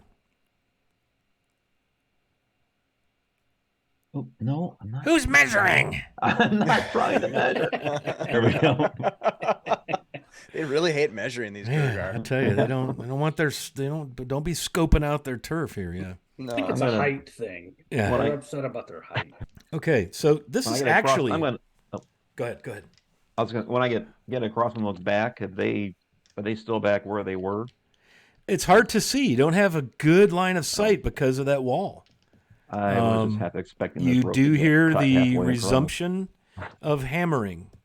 Starts back up. They start to hammer again. As you all just sort of look at each other going, okay, here we are. It hasn't been that much game time spent since you set out this morning. The chieftain of the Trogs took you on about a 30-minute stroll down through the Great Cavern and the Glitterhame, up the door, through the entry, a little parley with the Duergar, and here we are. It's been maybe lunchtime. And I think right now in here is a perfect spot to park our game for the week. We've been at it for over 3 hours, and you're now on the ledge overlooking the abyss, so to speak. Assuming just that looking what around. awaits you is the live black dragon is what's rumored to be down there. Go ahead. I was gonna say, looking around this ledge up here, there's no doors or anything. You may certainly have a look around. Roll investigation or perception if you want to. Carl's like, we're still playing. Look. Yeah. We aren't stopping Well, here. Yeah, pal. dude's like, I'm not done yet. Pipe down. Yeah. dude. Let me ask a question. Why are we going after a dragon? I guess we can maybe talk about that offline. We're only 5th level. We're gonna Everything is die. fine. Everything is fine. 23. Yeah, with your 23 investigation, you reveal in the north end that sort of that squarish looking alcove. You reveal what appears to be another really well hidden secret door. This kind of thing I didn't want to forget about next time we get together. So okay. In the Okay. north end right there. The perfect little seams There it is. So there's a secret door that leads to the landing, the platform, the alcove where you find yourselves now contemplating. Do we go downward? Do we go forward? Do we go backward? Much to decide before our next session. Speak, friend, and enter. Melone. Yes, Armin. Well said, friend. Well said. We are here. We've reached the end of our session. It is fun. It has been great. We are going to give away some stuff. And by stuff, I mean, you can see here on stream. Let me light it up for you. The B4, the Lost City, our benevolent benefactor, has struck again. And whoever wins the giveaway, just type in exclamation point giveaway. Whoever wins will receive a printed version. Yeah, so that's the plan. So you got like a couple more seconds to get in the giveaway. Armin, I know you're in New Zealand. Maybe if you enter and you win, maybe we'll send you the PDF because that ships a little less expensively. And that way you can still enter and possibly win, Armin. So if you wish to do so, I'll give you a couple more minutes on that. Oh, the bleak season sneaking in, my dude from Canada. Eh? Bleak. Yeah, boy. So while we're noodling around, let's go ahead and do some quick outros before we fire up this giveaway. So we'll start with Chris Blarg. Tell us a little bit of stuff about stuff. So I'm Chris, WikiVA on Discord and Twitch. I played Blarg today and had a great time as always. Thanks, Scott, for doing this. Excellent job. I can't wait to play this game again. If you want to see me play D&D, this is the only place you can see me play it live because that's the only place I play it live. Yep. This is it right here. This is all the world can take. Exclusive. Exclusive. Except when he plays elsewhere. Yep. Meredith Carwin, not a wizard. What's up? Well, hello again, friends. I am Carl. On Discord, I'm Carnage, both with a K. Much like Chris, if you want to watch me play D&D, this is the only place you can do it. I am in another, just kind of got into another game that is not streamed, so you want to watch me play there, you're out of luck. That's a fun game so far, too. It has been. There may be one or two people on this game. Yep. It's nice. It's fun. We're going to play Princes of the Apocalypse. Mm-hmm. So we're going old school for 5e anyway. I think that's one of the early releases from 10 years ago or so. Very good. All right. And apparently we will, assuming we won't be back till 2023. It's possible. 2 weeks from today is Christmas Eve. And I feel like I'm going to... No, actually, 2 weeks from today is Christmas Day. baby. And I feel like that's going to be a tough It's sell. our gifts for our gift for our fans. Right. That's right. They totally love us. Yeah. Nice. Yeah. Moving on. Daryl Nimblebottom, what do we need to know about you? Bob Doc Shoulder here playing Daryl and having a great time. And thanks again, Scott. Awesome job. And look forward to seeing what's at the bottom of the cavern. And the only other place that I play is on Friday Night Crusades with Phantom. And with Rob, Phantom NJ. So we're kind of we just started in the Bright Desert. So we're in the middle of a dungeon, in the middle of the Bright Desert, fighting zombies and skeletons. I'm sure that'll be fine. Yeah, everything's fine there. So it was all good. So anyways. Just hope you brought water, man. We brought water, but we also brought some clerics. So that's a good thing when you're fighting undead. Yeah, so. Very good. Very good. Nice. All right. Last but not least, Hebney Cragbeam. Let's throw the Dave shout out up there. There it is. Tell us a little bit about yourself, man. Hey everybody, Dave here, Dungeon Dave, DM Dave. I play games, produce games, and run games over on the Guild Superior Twitch channel with a bunch of awesome folks. And we actually, I just want to give everybody a heads up. Tonight is our finale of our the grand finale of our 8-part Blade Runner game that Bleak Season has been running with an awesome cast. It's been super intense and just really fun, and I'm sad it's ending, but excited to see how it ends. And I heard it from a player that there might be tears, like ugly crying, from one of the players. Yeah, Creepshow, Darling Creepshow's in there. That. She mentioned that she might be ugly crying tonight. So if you want to see Darling Creepshow cry and a fabulous DM Bleak Season So many good games happening over on Guild Superior. Chris played in a thing over there. That was pretty cool. There's a good Greyhawk game on Tuesday nights that runs over there. They're still. Are you Dead guys in the still Howling in Hills the? that one time? Yep. Yep. Are you guys still in the neighborhood of Hamlet-ish, Verbabonk Oh yeah, area? we're still doing Hamlet. So Yeah. they're right now they're kind of in between Hamlet and the Moat House. They still haven't Yeah. arrived at the Moat House yet, so but they'll get there. So the beautiful. Yeah. God, it it's gets so much chills fun. down my spine, man. Yep. I love that freaking module. So yeah, tonight, come on over to Guild Superior's Twitch channel and check out the season finale. 6 p.m. Blade Eastern. Runner. Check it out. Yep. Yeah. Very good, Blade Runner. All right.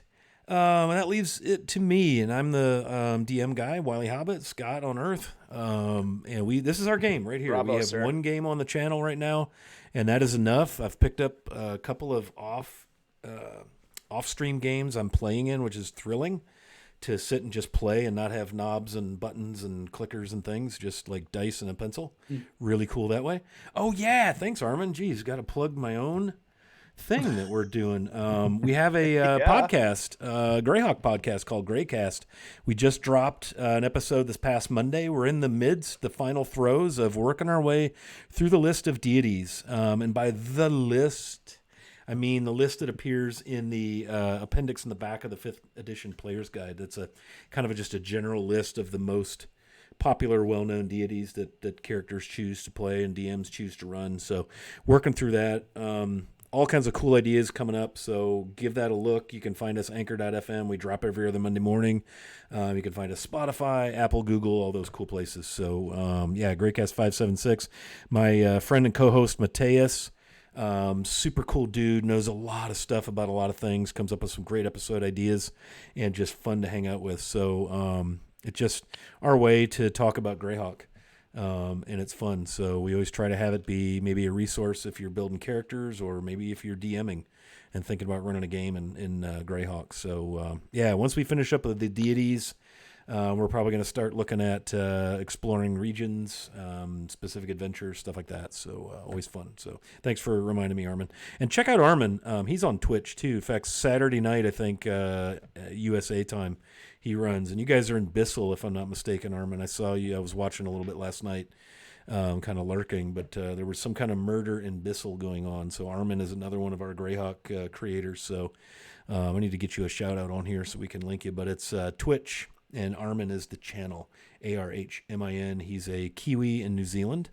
And so that's kind of cool because while you're watching him, it's Saturday night here at home and it's Sunday afternoon in New Zealand. Like he's at work right now. So pretty cool because it's Monday in New Zealand. All right. So let's do this. Let's have a giveaway. Hopefully everybody has entered the giveaway. So let me see. Whoops, that's not the right button. I don't want to be like Jay and crash the stream, right? So let me close the entries. I'm gonna close them right now. They are closed. Okay, and I'm gonna pick a winner. You guys ready?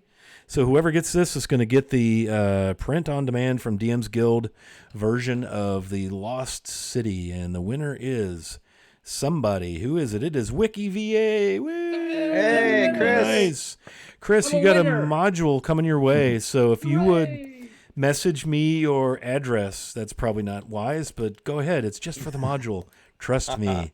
It'll be totally cool and fine if you do that. But yeah, shoot me your address, and I'm gonna do just a quick little peek to see who's playing D&D right now. Maybe we could do like a little raid kind of thing. So thanks for hanging out today. Hey, it's Little Bones. Let's go check out Little Bones. Give her a yell. Looks like she's playing some kind of video game. Skylines. So Little Bones, we see her over on Jay's channel on Lord Gazumba. In fact, she was in a game last night. Super, super sweet gal, super fun and cool. So, and I think she kind of partners with Darling Creepshow on some things, on some games and that. So I'm going to hit the raid button. Thanks for hanging out. And go in there and give her a big high five and a yell and show her some Hobbit hugs and all that stuff. So be safe. If we don't see you before the holidays, we'll see you after. Enjoy your holidays, whatever you celebrate. Thanks for hanging out with us today. See you next time. Bye. Bye. Bye.